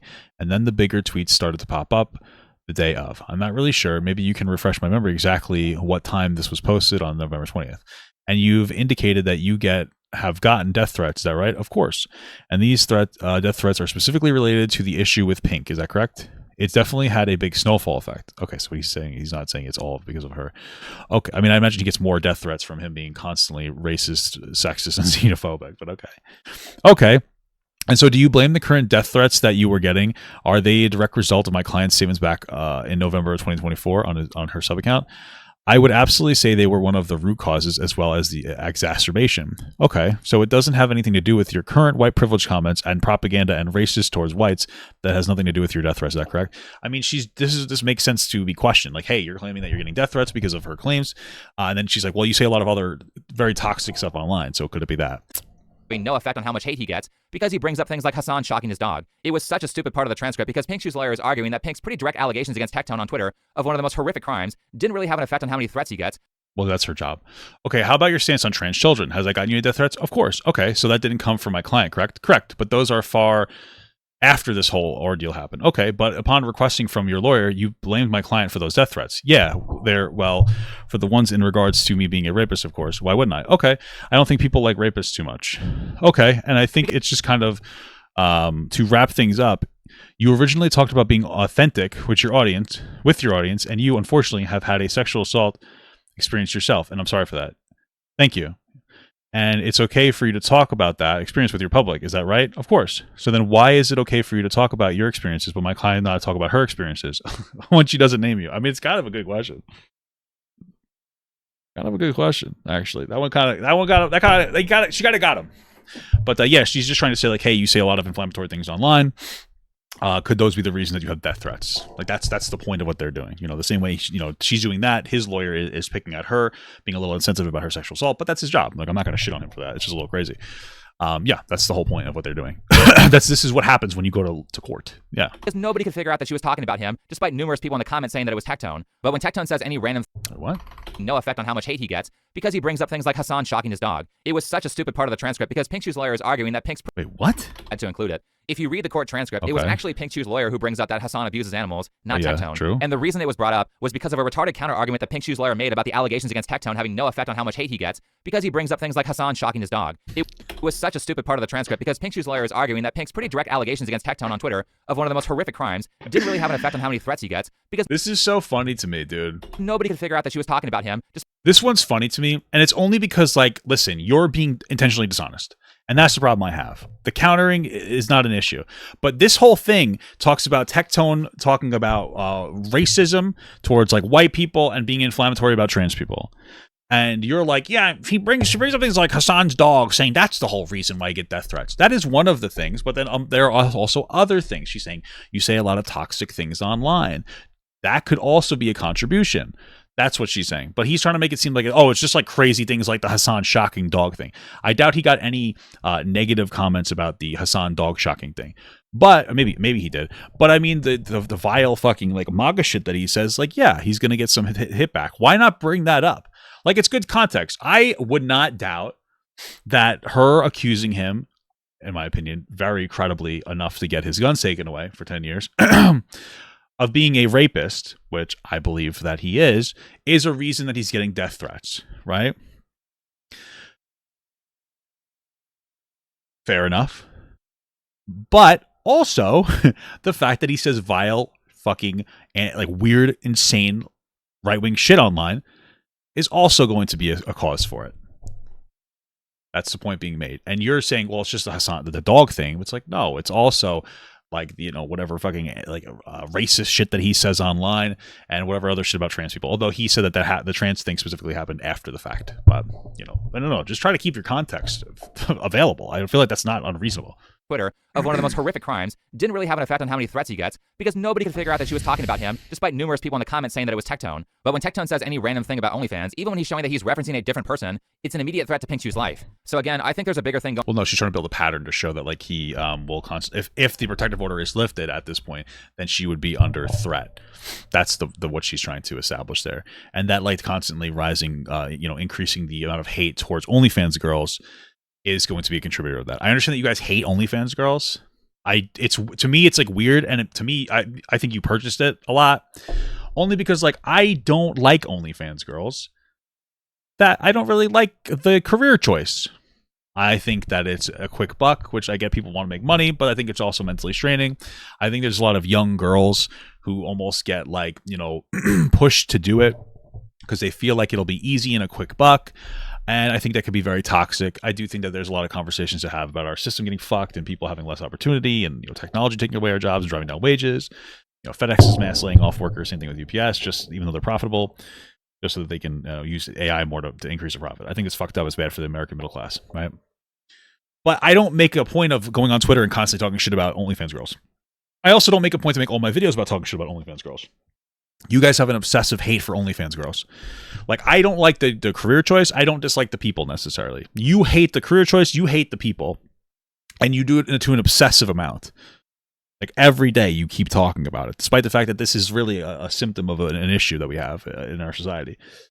Right. And so, like, that's the point that they're trying to make. It's weird and it's obsessive. To you online, you think it's normal to obsess about OnlyFans girls. So when you see stuff like this, you don't see it as a red flag. When to everybody else that's not as online as you are, you're like, oh, this is really weird, obsessive behavior. Like, we all dislike things. I don't go online talking about how much I think we should eat cats and dogs. Just kidding. I don't go online and complain about every single thing that I don't like. I do go online and complain about things that I really don't like. Right? What you really don't like is OnlyFans girls. That's weird. That's obsessive to me. But, you know, that's the point that they're trying to make. And the pattern of that, like riling up that hatred, once if he's allowed to talk about her, he's going to harass the fuck out of her. That's the point of the protective order. Going on here, where a bunch of people are collaborating with Pinkchu to try to destroy Tectone, Morpai being one of them. By the way, these people are often stupid, so they leave tons of evidence lying around. Oh, maybe Here's wrong. Miskif going on a huge tirade during his Tectone video, where he's basically blowing Hassan and the rest of the LA streamer scene. You attacked Hassan for months, years now, shitting on Hassan, farming so much hate on the guy, acting like he's a problem. You're farming hate on Hassan, Piker all fucking day, Frogan, people that are doing shit. You attack Pokimane, Cutie Cinderella. I don't think it's that much of a stretch to say that these people are talking, especially considering they live in the same area. Oh, I guess they are. How does that own anything? What? I mean, Miskif flat out admits to talking to Pinkchu. You made it seem like that was a smoking gun. But, you know, not out of concern for her well-being, but to point out that she didn't think it was weird when he shook her hand for too long that one time. Then me and his ex-girlfriend started to talk, and I'm like, what? And she's like, yeah, I never ever said that in my fucking life. Why the fuck would I care about that? Like, I did not shake her hand a long time. You can watch How is this like a self-own? Miskif for about 60 seconds and easily... The problem is that I would not doubt that people... Like, I don't think that there's a coordinated effort behind the scenes to go after Tectone. I just don't think that that's happening. I think that Pinkchu made her allegations immediately, like very quickly, like what, a month or so after they broke up. And then maybe this is getting signal boosted by them, but that doesn't mean that it's incorrect. Or that doesn't mean that it's invalid. Just because bad people are jumping on and supporting her doesn't mean that she's wrong. See that this guy only cares about himself. Personally, I think all of this drama farming for him is just to make people not pay attention to his ex-girlfriend Emiru's allegations, saying that he was pretty abusive. Well, I don't think anybody's really paying attention to that anymore because these already been destroyed by it. But I do think like, yeah, he's trying to be like, hey, look, he's worse than me. Which it seems like that's true. It seems like Tectone is significantly worse than Miskif. Miskif's still a piece of shit, so I don't care. They can both go fuck themselves, but that's probably why they were friends. After like all that rough stuff happened was when the other domestic abuse stuff really started. He would destroy furniture in front of me. He would throw things in front of me and near me. Destroy walls. Again, you can go see this in some of his VODs in his bedroom, the holes in the wall. There would be times where he was upset at me and I would go to my stream room and literally lock myself in to get away from him. And he would be banging on the door and screaming at me. At the time, he also would more often do things like if we were driving in the car together, he would be going like 150 miles an hour. And like one time he even said like, well, now we're both gonna die. Like threatening to kill both of us. Interesting story. So we have Miskif talking to Pink. So, I mean, my real question is do you believe her stories, the ones that she doesn't have explicit evidence for? Or are you just using this as a way to try to make it seem like Tectone is innocent? Because I listened to her story and I thought that she was very credible and everything that she had said based on what we heard, some of the evidence that she did show. And I think that based on what I've seen from Pinkchu, I agree with that. And also there's a judge who weighed in on it as well, which helps my deciding factor as well. But do you believe everything that she said? I just feel like did you take her word for it? How skeptical of it were you? Did you where's your rundown? I'd like to see if you're being consistent. Because she makes some claims that she doesn't have explicit proof for. I think that if I was a lawyer, I would give her a protective order, of course. Because we see a pattern of behavior. We see a pattern of behavior from Miskif. We also see a pattern of behavior from Tectone, especially with like the weird obsessive like political avocation where he's making thumbnails about how much he thinks that he's fatigued of black people because he's racist, all this other shit, right? Him admitting that he was a steroid abuser. I don't know. There's plenty of shit. weird defensive CSAM material for Lakari. I don't know. The guy's a fucking freak. Thinking it's a cool. I mean, like a big one for me too. Again, is that he thinks that Tactical Templar is a cool guy. The guy that thinks that you can't rape your spouse. That's a tough one. You think that he's a cool guy that got you into religion. That's a pretty big thing. He said that Nuxtaku and Tactical Templar got him into religion and to think Jesus was cool. I don't know how a Jewish person did that, but that's what he said. And these are people, or at least, well, Nux is a fucking mess, but Tactical Templar says that age of consent in Western countries is a fucking problem and is a trap, and that you can't rape your spouse. And it's like, okay, if you're saying those people are cool, I don't know. Like, do you think it's far-fetched to think that Tectone actually believes you can't rape your spouse? Maybe he has a more biblical understanding of it, at least some of the shittier people who interpret the Bible. Maybe he didn't think that you can rape your spouse. So when he does those things, maybe he feels entitled. I mean, his dad is a rapist, like one of the most famous military rapists ever. Who's to say he didn't learn that bad behavior? I don't know. There's just so many... There's such a massive collection of information, bro. Come on. Well, of course he was. Why make this video? Talking to Pink Shoe because he couldn't have known about the court date. And like, Think Before You Sleep doesn't only like side with Tectone. That's one thing. He felt the need to make an entire video going through it. Like, he really feels strong about defending Tectone, the vibe rapist. Where to send his court reporter to take a bunch of factually inaccurate notes. In fact, this idiot friend of Miskiff's who goes by Axion publicly admits to being invited to the court by Pink Shoe. He knows me. I think he tried to get me kicked out or something. I can only assume. That's not for sure because the bailiff came over and asked me, "Are you here for her?" And she was like, "Yeah." And I was like, "Yeah." Did Pink know? I said, "Yeah." She signed me up to be there. What an idiot to have admitted that. I don't really think it matters that much. Like her potentially, well, I mean, it sounds like there was a level of coordination with her and Miskiff for him to show up. That doesn't mean that everything is false from the start just because they did that, right? Like, it seems like, again, it seems like your entire claim is everything is a conspiracy, but she did this lawsuit before she talked to anybody else. So now we know that Miskiff and Axion's involvement was directly approved by Pink Shoe, which is interesting because it seems to be the case that Miskiff has gone on a full-on disinformation campaign against Tectone, where he spreads numerous lies that are easy to disprove if you just look at the court transcript. So now I believe this chick even less. If she was being honest, then she wouldn't have to side with people who constantly make statements of fact that are easy to verify as false. Here's another stupid one that Miskiff said. Well, she didn't like publicly side with him, right? She's like, "Hey, yeah, you can invite your guy here." Okay. And has to pay all of her attorney fees, which is hundreds of thousands of dollars. It's not a small price. Miskiff, if this is how factually accurate you are in reporting the story, then you should go work for CNN. The fees were around $15,000. Yeah, we saw this, right? But all this stuff has come out. So you're like, Miskiff's lying. You know how I know? Because I see the transcripts that show all the proof. Look at that. He didn't. And we're requesting respectfully that the court deny that protective order. The court. Anything else, Mrs. Locke? Mrs. Locke. No, Your Honor. Oh, no? Okay. Thank you. All right. Based on the testimony and the evidence that's been provided to the court does find that there is reasonable grounds to believe that the applicant is a victim of sexual assault. The court makes the additional finding that there are reasonable grounds to believe that the applicant is a victim of stalking and will grant a 10-year protective order, and it will expire midnight January 23rd, 2036, and will contain the terms and conditions that have been requested by the applicant. And attorney's fees in the amount of $15,000 will be awarded to the applicant. What I want to say, Mr. Robertson, the respondent, yes, ma'am. The court, you are not allowed to have any contact with her in any manner whatsoever. That means no contact through phone calls, emails, mail, text messages, any kind of social media, any kind of communication with her through third parties. All that is prohibited. You can only communicate with her. I don't know. It probably says through the court or something. It's said out loud in the courtroom, so his friend would have heard it. And, you think a guy like Miskiff, who has his own allegations of abuse and is saying they aren't true, would be more careful to accurately report information, especially considering that this stuff is so easy to look up. Anyway, Miskiff also graciously leaked his own DMs, showing that he was talking to Mike from PA, oh, wow, what a moron. Another Hassan orbiter, who went on to and I guess Belle Delphine. The fuck? repeat other bombastic things about Tectone. So there you have it, chat. Tectone is a rapist. He is a stalker. He's a danger to the community. And he should absolutely 100% be permanently banned from Twitch. And I'm leaving my face over his. Because he's disgusting. Can someone explain to me why he's not been permanently banned from Twitch? That is real crazy coming from a guy who was trying to get one of his viewers to What is a normal ban protective order considered? It's interesting because a normal from what I'm seeing, a normal protective order is 1 to 2 years. 5 to 8 for criminal. It must have been pretty fucked up, all the information that was in there for it to go at a 10, dude. Assassinate a YouTuber he didn't like. Or was him simply Mike from PA is a loser. over the $5 a month girl, the more egregious offense. And last, as far as I've been able to find, I think Denims is a part of this as well, because she was openly saying that it was Tectone being accused of sexual assault before that was public. So personally, in my opinion, I think this whole situation was not because Pink Shoe was afraid of Tectone. I think it was a coordinated effort by people who hate Tectone to try to ruin his career. If you say so, man. Whatever. Listen, man. However you want to interact in life, whatever you want your brain to go through is fine. I mean, also, she has no proof that he's abusive outside of her saying he is. And let me elaborate on what I'm talking about. Sure. When Emiru accused Miskiff of being abusive, she brought receipts. She had Discord messages and then like a million schizo texts that he sent her after the breakup. For sure, but also she has a ton of information in the document as well, too, no? You highlighted some of them, but that doesn't mean that you highlighted everything. I mean, I don't know where these guys are getting it. Maybe I need to read through the whole thing, and I haven't seen all of the court documents. I just have no idea where to find them.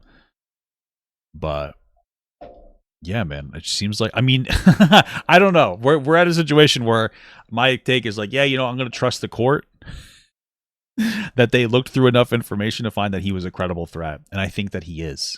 Now I'm more likely to believe what she says because she can show documented behavior that supports her accusation. Although he does answer the question I made before. So, you know what?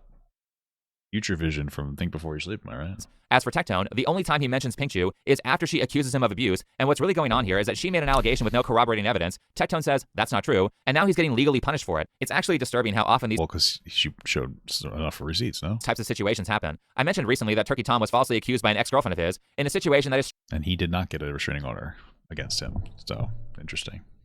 Strikingly similar to Tectone's, where 4 days after the breakup, she goes on to Kiwi Farms to accuse him of physical abuse, filming without consent, and engaging in weird fetishes. Recently, I've been accused by an ex-girlfriend, along with an ex-partner, of non-consensually filming sexual encounters, being so How much of this is going to be Turkey Tom, though? I don't care.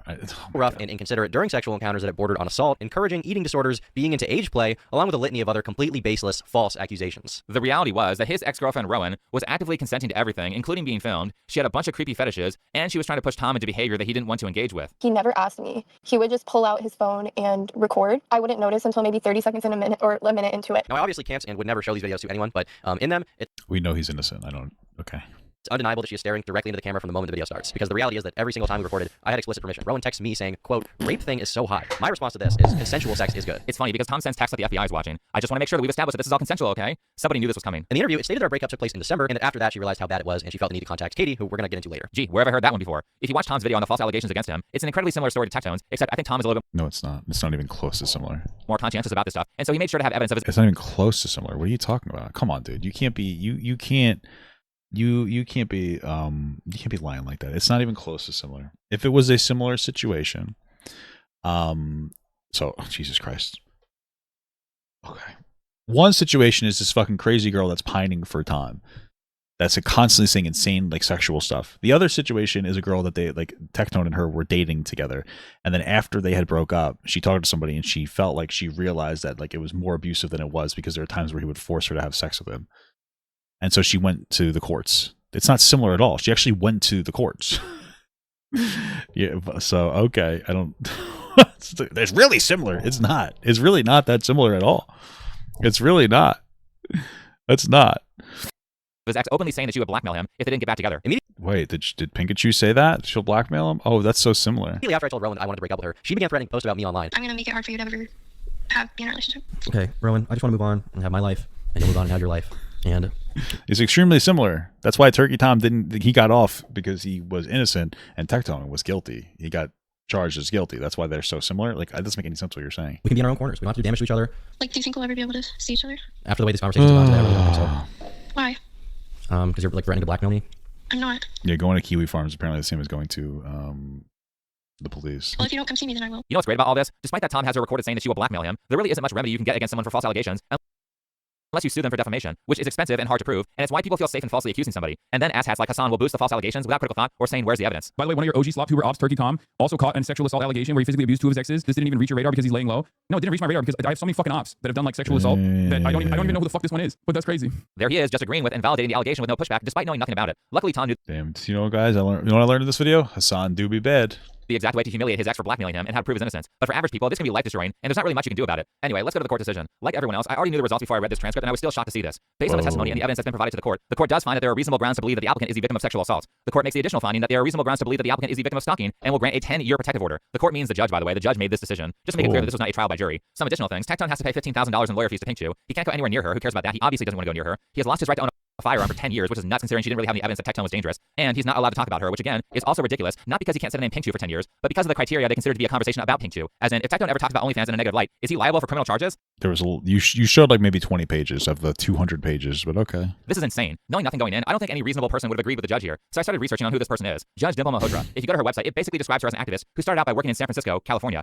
Oh, so she's been a domestic violence. So she has a much better idea of the Domestic violence and then the warning signs of domestic violence. Gotcha. Remember how I said that Austin is the California of Texas? Also this. It is so incredibly important that we celebrate and embrace diversity. And I think it's just so important for, even for this courtroom, when people walk into this courtroom and they're from different ethnicities, cultural backgrounds, socioeconomic statuses, to be able to walk in and see someone who looks like me, I think provides a certain level of comfort to them. An immigrant who grew up in the U.S. with a family environment deeply rooted in Indian culture.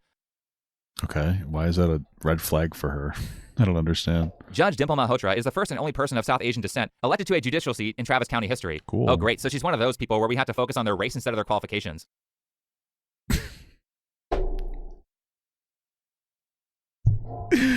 Bro, you're so brain broken. I don't know how to even... I think that you're just cooked for the rest of your life. She was one of the first, like, non-white judges or whatever, and she's like, yeah, man, I like diversity. It's pretty cool. And you're like, oh, guess she's unqualified because she's fucking brown. Okay. All right, man, if that's what you got out of that, good luck. Good luck to you, boss. I just feel bad for you. I mean, frankly, that's just fucking pathetic that that's the first thing your brain goes to. But okay, dude. You know, oftentimes I think, especially for me, being an immigrant, being a woman of color. Basically, I'm saying the judge is woke. Now, there were a bunch of Yes, I understood what you were saying. You're fucking, you're brain broken. arguments made by Pink Shoe's lawyer that didn't really make sense to me. November 20th, 2024, that showed that you immediately received notifications of her post. Notifications are obvious. They got to be from... we already read this. I mean the ones where she brings up Tectone talking about anti-white racism. What does that have to do with this case? Oh my God, you're fucking so dumb. What does it have to do with Pink Shoe? Dude, come on. This is it right here. This is how I know.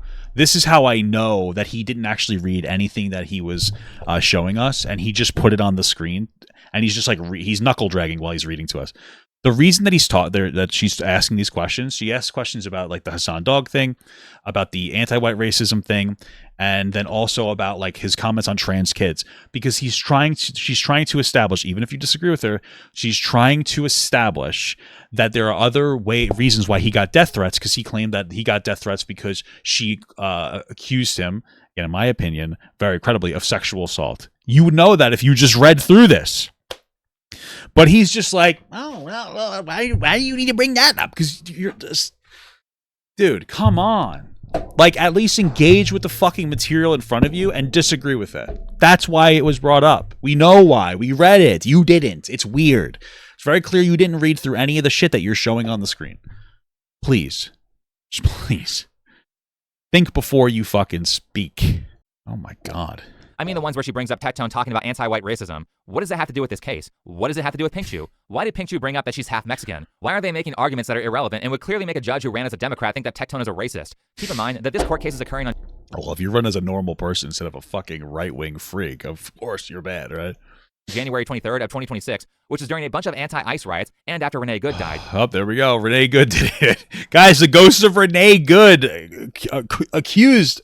The ghost of Renee Good flew into this fucking brown woman and made her convict Tectone in civil court as a rapist stalker. These are very politically polarized things to bring up that I think aren't relevant to Tectone's case. Wait, did they bring up Renee Good, or you just somehow brain broken into that? I'm guessing that maybe Pink Shoe's lawyer did some research on the judge, and maybe this is why Judge Malhotra didn't notice things like Pink Shoe's lawyer victim blaming Tectone for his abuse as a child. Oh, let's see that.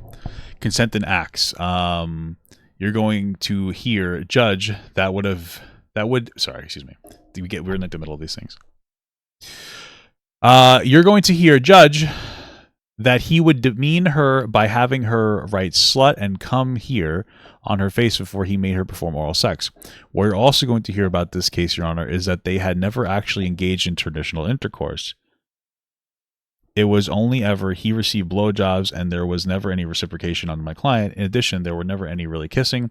You want to spit in her mouth, but she refused. And so you're going to hear a lot about, and I think that what you hear, Judge, is that my client and the evidence will show that my client had been raped before, a pretty ugly rape in her early 20s, and knew what that was. Didn't understand until she got out of all this relationship how bad it was. And then what you will see, Judge, is that, wait, how is this dismissing his rape? Research on the judge, and maybe this is why Judge Malhotra didn't notice things like Pink Shoe's lawyer victim blaming Tectone for his abuse as a child.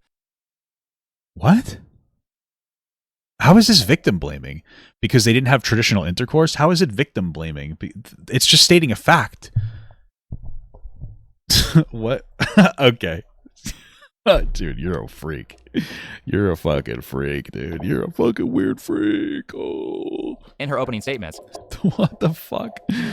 Okay. It's just so interesting to me because there are situations in your life that might have like traumatized you, and I'm gonna be fucking real with you. It's not my problem. Right? Like if you got scared by a fucking clown when you were younger, and every time you see a clown, you start shrieking, I'm gonna still tell you to shut the fuck up. That's what I'm gonna tell you. I'm still gonna tell you to shut the fuck up. I'm sorry. Right? So if somebody's like, why'd you tell them to shut the fuck up? I'd be like, because they screeched when they saw a clown. It was annoying. Okay? Nobody would be like, you're victim blaming. No. Stop it. Okay? Knock it off. That's not some kind of victim blaming. That's just stating a fact. They didn't engage in traditional intercourse. And a lot of this is about how he liked very sexually degrading acts. And that is going to be part of it because sexual degradation can be a very difficult and finicky when it comes to having sex with people. I don't know if you're aware of this, right? Like engaging in some level of CNC requires like a lot of trust and support and et cetera, et cetera, et cetera. And if he's not providing that, it's going to be another thing that pushes closer towards like, oh, look, he's an abusive person. But okay. Something that was immediately noticeable to me. I mean, this statement. What is this? Let's see. Blaming Tectone for his abuse as a child in her opening statements. So this was not a victim. Maybe the next one is. Something that was immediately successful, sometimes not. But I gave it my all. This is Tectone responding. You guys can see it here. And then, his lawyer.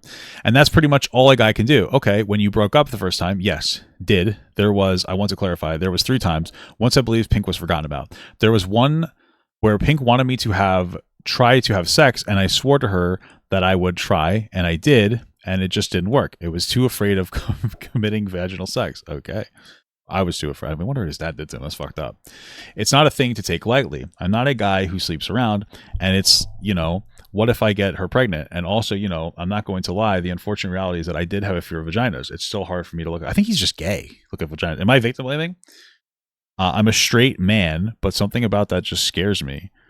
And so, when I lost my virginity, I had to even close my eyes, just kind of go through why wouldn't you get a vasectomy if this was actually a fear?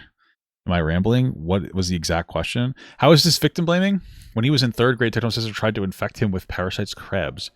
I think it's abusive bullying behavior to blame him for this, particularly when it's the first argument that Michelle Locke makes when she's... Wait a minute. What? Sorry, I'm not trying to laugh. Is the sexual abuse you guys are talking about when Tectone's sister tried to give him crabs somehow?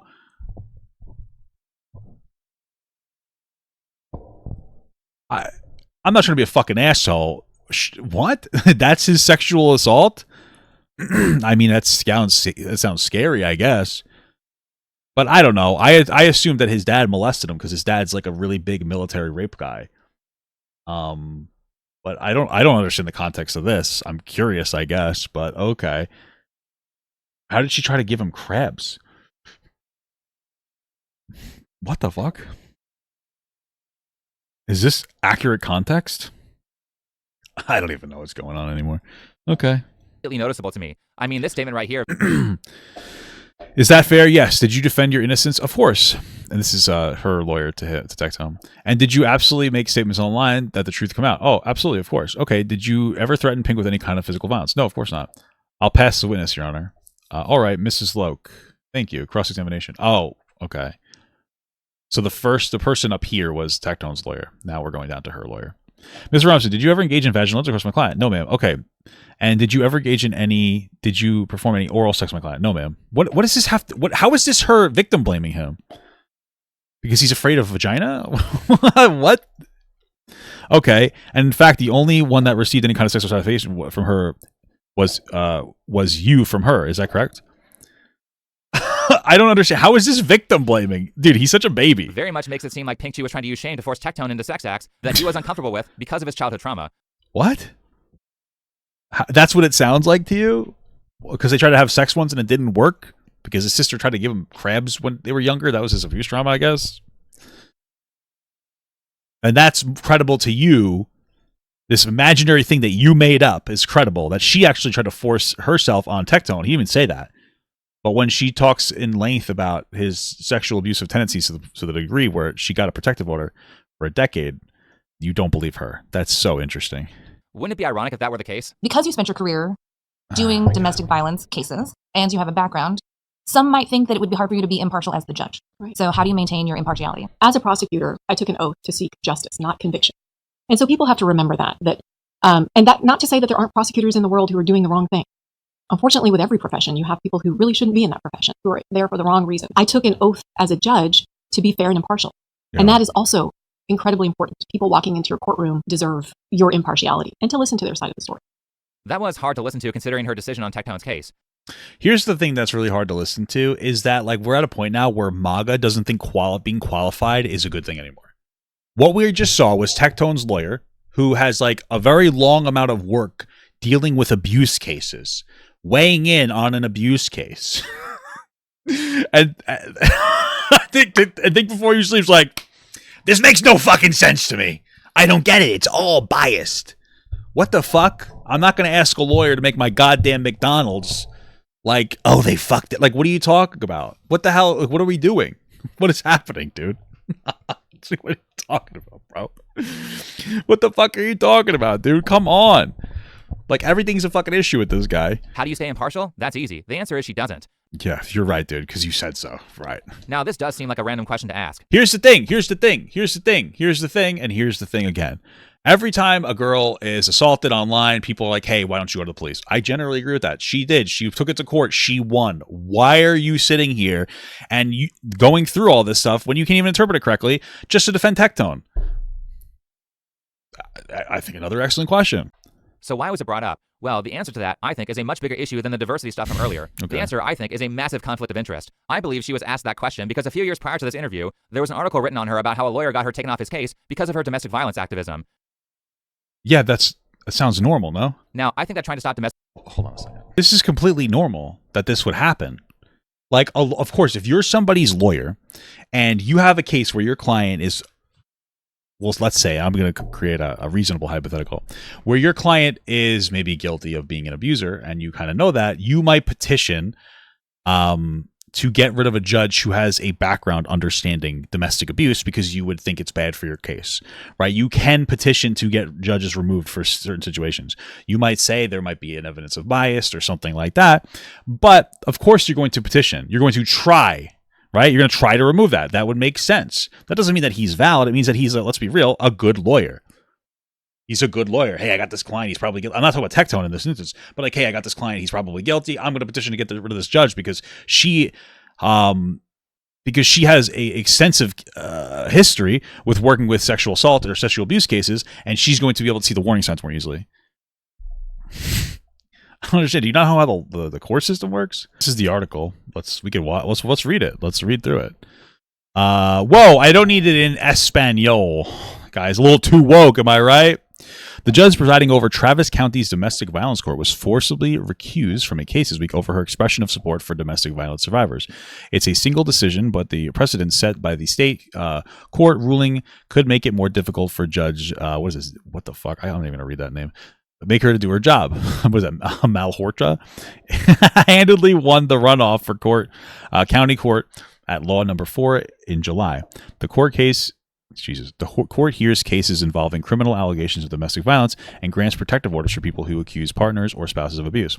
The state court decision stems from a motion filed in July by Austin defense attorney Steve Brand, who cited social media posts and interviews during her campaign as evidence that she showed a bias against those accused of domestic violence. Brand, who is on board of Austin's defense bar, is representing a man whose partner sought a protective order. He argued his client couldn't reasonably expect a fair outcome, and that because he had no right to a jury trial, it was likely that the woman would rule against him. So that's exactly what I say. Is exactly what I said. The lawyer, his lawyer, has a situation where the client he's representing has a protective order against him, or it's being sought, a protective order is being sought against him, and he wants to get her out of there because he wants to try to be successful. He's a lawyer doing his job. This doesn't mean that she's biased. It could mean it, but it could also mean that the other lawyer is just did a really good job. He's smart. He's trying to get his potentially abusive client off, and this is one of the ways that he would do it. I don't understand. It's like this guy doesn't understand the law. Neither Malhorta nor Brand would speak on the record for this story. Brand had argued her campaign's Facebook activity constituted advocacy. He specified a March 24 post in which she asked followers to please consider donating to domestic violence agencies and characterize domestic violence during COVID-19 as an epidemic. Wait, what? Oh, this isn't available. Jesus, this is crazy. Yeah, guys, this advocacy to say, hey, vote to domestic violence agencies and saying that COVID-19 was an epidemic, but maybe that's their characterization. Brand also cited a Facebook Live interview with former UT Longhorn Quan Cosby, a board member of Safe Alliance, a nonprofit that serves as a countrywide safety net for survivors of abuse. The video and others have since been taken down. Below are links to resources I mentioned in our Facebook Live session. The 5 things I want to make sure people take away from the talk today are domestic violence incidents rise during events like sheltered-in-place orders. It makes sense that they're talking about this during COVID because domestic violence would go up. In county court at Law 4, we will continue to hold in-custody cases on Wednesdays and protective order hearings on Fridays. I'll be physically present in court on those days and will strictly enforce social distancing measures. Resources for victims of domestic violence, linked below, are still available for anyone who needs them. Regularly check in on your friends and loved ones during this time to reduce feelings of isolation. Domestic violence is a rampant public health crisis, and you may not realize how many people you know that suffer from abuse. These people need your love and support even more at times like these. If you are able to do so, please consider donating to domestic violence agencies, as they can really use your support right now. Wow, this is terrible that she would do this.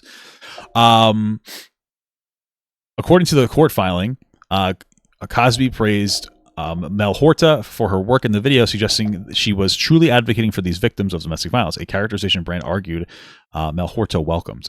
Brand said Mel Horta's lifelong drive to end domestic violence was noble, but that she shouldn't be deciding on the protective order.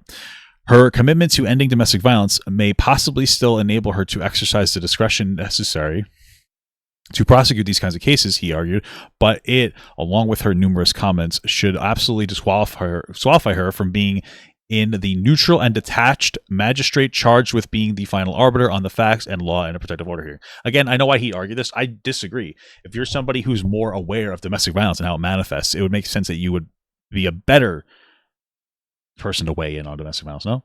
State District Judge Dan Mills on Monday granted Brand's request to remove Mel Horta from the case. Horta. It could now be heard by another civil court judge or a visiting judge. The ruling opens the door for other defense lawyers who could cite it as grounds for her recusal, says longtime defense attorney Betty Blackwell. I do think it's a big problem. I do think it does mean that she cannot hear protective orders, she said. I think every attorney will be filing a motion to recuse her and using this as a basis on those protective orders. Mac Martinez, director of Travis County Attorney's Family Violence Division, called the ruling political bullshit and suggested that KUT that motions questioning her partiality were filed only after she won the primary runoff, not ahead of the primary or in the run-up to the runoff. They don't want her to do her job. Okay. Oh, it's only a little bit more. Martinez hired Mel Horta at the Travis County's attorney's office, where she worked as a prosecutor for 10 years. He said that there were hundreds of instances in which she showed restraint and chose not to pursue cases on behalf of the office. He characterized the move as harassment. Wouldn't that mean that she's less biased? He said there were hundreds of instances. Okay. They're going to want to continue to battle this out because that is their goal. They don't want her to do her job, he said. She was a tough prosecutor.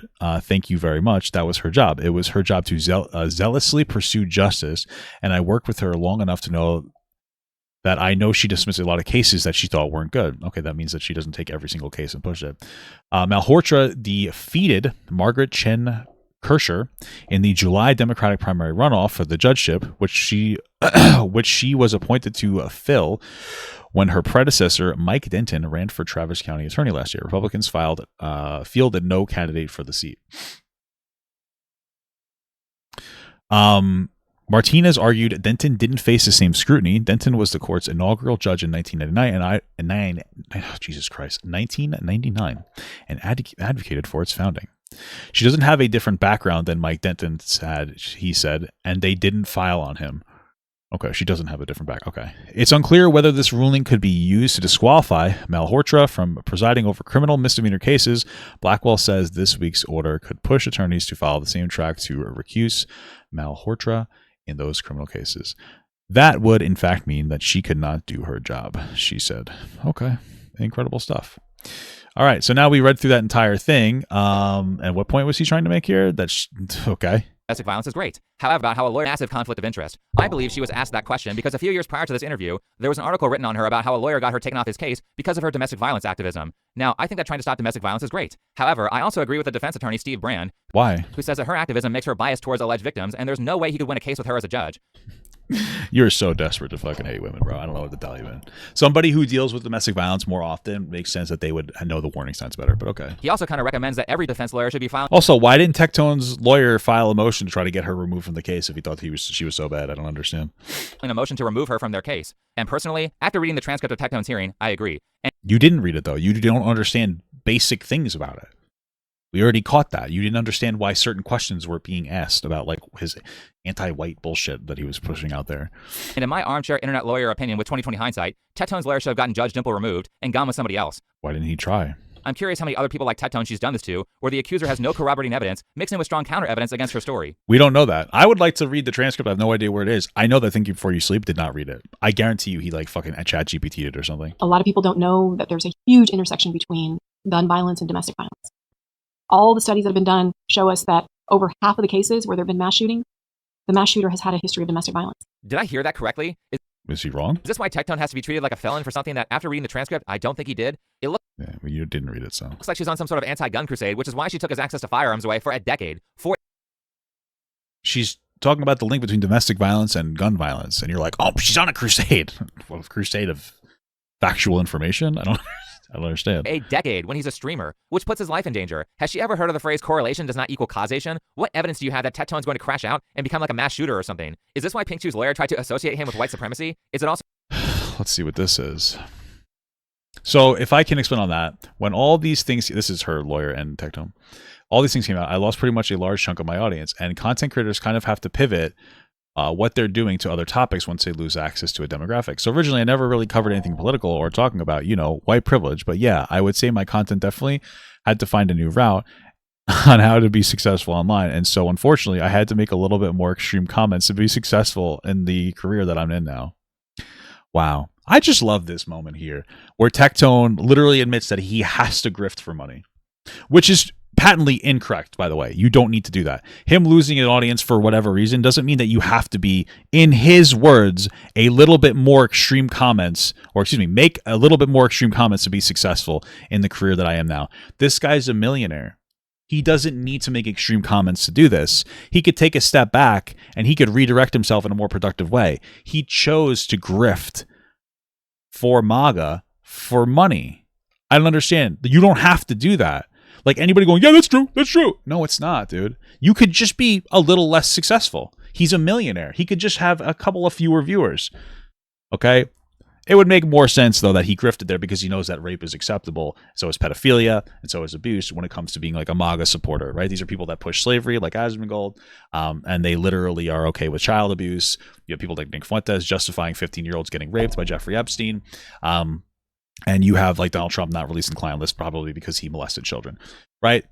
But that's what you could do now. If you're a fucking horrible piece of shit, you can grift to the right and they will accept you with open arms. That's what it is. Anyway, well, and that's as recent as October 2025 that you were making statements with regards to white supremacy and people being racist against white people. Is that correct? Just to make sure, are you saying that I'm a white supremacist? I'm asking you about your post. About your post was regarding. Okay. What did I say? Okay, let's talk. October 28th, 2025. So I think, who is Valkyrie? Valkyrie, she's like a very successful content creator, dating one of the largest leftist political content creators in the world. Okay, so yes, I can say her name was Valkyrie. Okay, what does this have to do with anything? Is it also why Pink Shoe's lawyer immorally, in my opinion? That'll really get you like Pink said, I'll see a face and it's like, it looks like it's melting. What?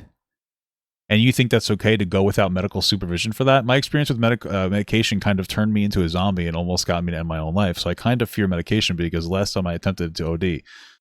Are you aware of the consequences of being an untreated schizophrenic? No. Okay, are you aware that being untreated can lead to worsening psychosis, including hallucinations and delusions? I'm sure a more severe case of schizophrenia could absolutely do that. Well, but tell me this. Are you a licensed medical professional? No, ma'am. Okay, so why would you know how serious or not your case of schizophrenia is? I guess it's kind of goofy. There's this movie called The Beautiful Mind, and I was like, man, his is messed up and mine is nothing compared to that. So I think he claimed he wasn't schizophrenic, but I don't believe him because he's a lying grifter. We can see here. So this guy is going around. This is probably why. It's not for nothing, but like this is probably the biggest reason why the judge granted the order. Somebody who says he is an undiagnosed schizophrenic, or apparently he is diagnosed. I believe he is diagnosed as a schizophrenic who is an unmedicated diagnosed schizophrenic is going around acting like a fucking freak. This is why. But okay, let's just read this again. Or something. Is this why? Yeah, I understand when he claims that he was diagnosed as a child, but apparently he was wrong. I just don't believe him. Just to be absolutely clear, Tectone is a liar. We know that because of the messages we just read where he grifts for money. This correlation does not equal causation. What evidence do you have that Tectone's going to crash out and become like a mass shooter or something? Maybe his untreated schizophrenia. Is this why Pink Shoe's lawyer tried to associate him with white supremacy? Is it also why Pink Shoe's lawyer, immorally in my opinion, pretended to be a medical expert on schizophrenia to frame Tectone as an unmedicated psycho who could break any time? You're fucking you're just an idiot. Why does she need to be white? Sorry, he admits that he is a diagnosed schizophrenic, not taking medication, and she says, "Do you think it's a good idea to do that? To basically self-diagnose and decide you don't need to take your meds because you watched the movie A Beautiful Mind?" This guy basically got like his fucking diagnosis from a goddamn just like a fucking movie. Like, what the fuck are you talking about, bro? You look like a fucking dingus reading this. Are you ignoring the fact that Tectone is unmedicated? What the fuck? By the way, Tectone got re-diagnosed and he doesn't have schizophrenia. I disagree. Patently disagree, unless he shows the medical reports, which he didn't. He got diagnosed. He's unmedicated. I believe that. Tectone, the liar, who literally says in the page before that he's grifting for money in the sentence that you decide not to highlight, yeah, I'm going to believe what he has to say. There's no way that he would want to downplay the allegation. Oh, wait. Oh, wait. Oh, wait a minute.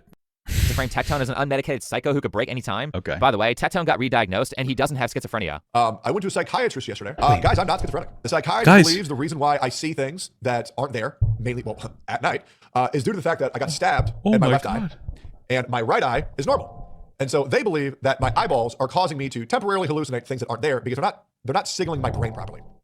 Wow. So did he show you proof of this thing before you sleep, or are you just taking his word for it? Kind of be ironic if you just took his word for it. They believe that I have is anxiety with bad vision as well as unresolved childhood trauma. And so I was going to actually try to get when his sister tried to give him crabs, yeah. medicated. They said I do not require medication. You have to read the transcript to get to the level of fuck these people that I'm at. Sorry, where's your proof that that's true? You just taking that as a fact there, buddy? The guy who admitted to lying, who admitted to grifting for money, you're believing that's correct. You're going on a whole fucking tirade about how she doesn't have enough evidence. And Tectone just says a thing and you're like, that's probably true. That's probably true. Yeah. What? Also, why wouldn't he get this diagnosis? Why wouldn't he go to the doctor and reevaluate himself before the trial? It sounds like he's a fucking moron. At worst, Tectone's a moron for not trying to get his schizophrenia re-diagnosed. Okay. Basically, what's happened here is that to a judge who appears to be in favor of DEI and appears to be anti-gun, Pink Shoe's lawyer... Yeah, guys, DEI, protecting people who... protecting people with fucking...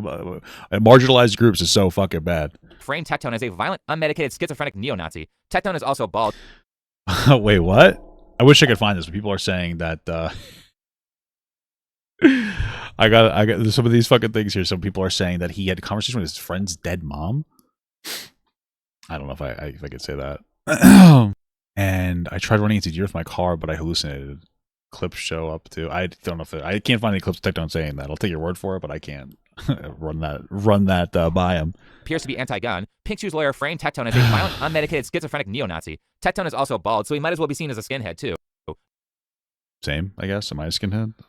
You'll have to find the clip. Yeah, if you find it, let me know and we'll throw it in there. No wonder this trial ended the way it did. This is so messed up, and I don't just think this is a violation of the First and the Second Amendment, but also a violation of the Eighth Amendment against cruel and unusual punishment. Okay, sure, if you say so, dude. It's also clear to me. How harsh against those slavery takes of Asmongold are you? Guys, this is a violation. This is that cruel and unusual punishment. How you seem to be crickets about Asmongold talking about punishing people for stealing $2 worth of shit and then putting them in prison to be doing forced labor. Where's your video about that? Here you go, guys. You can look it up here. Asmongold wants to bring back slavery. It's a video on the Papa Gut Leftovers channel. But okay, incredible stuff, man. to me, in my opinion, based on the evidence that I've shown, that a big part of the reason that Pink Chew filed for this protective order is to avoid a defamation lawsuit. Maybe Tectone's biggest mistake here was being openly arrogant around all this during his live streams, but it's hard to blame him because I think his biggest mistake was raping her. That probably, in my opinion, and the judge's opinion. But okay. Who in the hell would have thought that he would have lost this case based on the evidence in the court transcripts? Well, you didn't read it, so. And you know what the real messed up thing is? Well, No. I said it already. Pink Chew most likely will not receive any consequences for this. Well, why would she? She was raped. That was already the consequences she received. And Tectone will probably not be able to win an appeal because of how appeals court works. Good. He's a rapist. I don't. The sad truth is that there is very little recourse for victims of false allegations. Right, but you're saying it's a false allegation with no proof and like a dog shit video. And if Pink Chew were found to be lying, which, in my opinion, she was, Okay. there's basically nothing that you can do outside of suing for defamation, which is incredibly expensive, hard to prove, and Tectone likely would not win a defamation case because the order of protection was granted. Well, if he's even allowed to file a lawsuit like that at this point. On top of that, this horrendous court decision will give protection to people such as Hassan Piker, Denims, Mike from PA, and Miskiff when they call Tectone an abuser, and when they repeatedly lie about the facts of the case. There was also, and this is confirmed, he had recordings of some of the sexual assaults and his victim in sexually compromising positions and was ordered to delete all of them or else he was going to prison that day. The judge said, if you don't delete them right now... I don't know if this is true, but we did see Tectone say that he had cameras, so wouldn't he have this information? I'm going to put you in prison myself. This is yet... And if he had cameras, like, wouldn't he have proof that he didn't do any of this stuff? Maybe he deleted it. The respondent, yes, ma'am, the court. I'm going to order you, and I don't know that you specifically asked for this, Mrs. Locke, but you are not to disseminate or reproduce or share any kind of photographic or electronic or digital media that is recording of this applicant. And I think you know what I'm talking about. It's been referenced many times during this proceeding that is completely prohibited. The respondent, yes, ma'am, the court. Was there anything else, Mrs. Locke, you were requesting? Mrs. Locke, the only reason is because it's Friday. Can we make him do everything on Monday? Court, that's fine, Miss Locke. And I can get an order to the court on Monday, but I need a copy of the specific ruling so I can put it in the ruling. The court, okay, and that's fine. We could take care of the actual order on Monday, but just so you understand, just because you don't have a physical order in your hand does not mean that this order are not in place. They are currently in full force and effect. This protective order is valid and enforceable, not just here in Travis County. Okay. So apparently it was referenced multiple times. I guess they're talking about the sexual abuse that he has recordings of. He admitted he has a camera, so it might be kind of true what he's saying. I mean, okay. Another lie. This did not happen. All the judge said was to not share explicit content of Pink Chew that was privately filmed. Right, but disseminate or reproduce any of it has been referenced many times. So they're talking about pretty explicitly intense stuff. As for Tectone, on his return to live streaming after a long break, he stated that he wants to respect the court's decision and move on. I lost the civil case. I did, but I do genuinely want to respect the court's decision. I believe, even though I lost the case, I do believe that this still gets me to where I want to go, which is for all parties to simply move on. That's pretty much all I want, is for everybody to go their separate ways, to be able to move on and find solace and peace in their life. Genuinely. That's a very kind way to put it. I'd be a lot more mad. I mean, I was Well, he probably isn't mad because he did rape her. furious at the court's decision after doing the research, and this isn't even my life. But in times like this, I think we can look back on the words of wisdom from Keemstar about it being a stupid idea to date a chick who does OnlyFans. Anyway, thanks for It's great stuff, man. watching. Follow me on Twitter, and I'll see you in the next video. Probably not. Okay, that was a slog. Holy fuck. This guy's an idiot.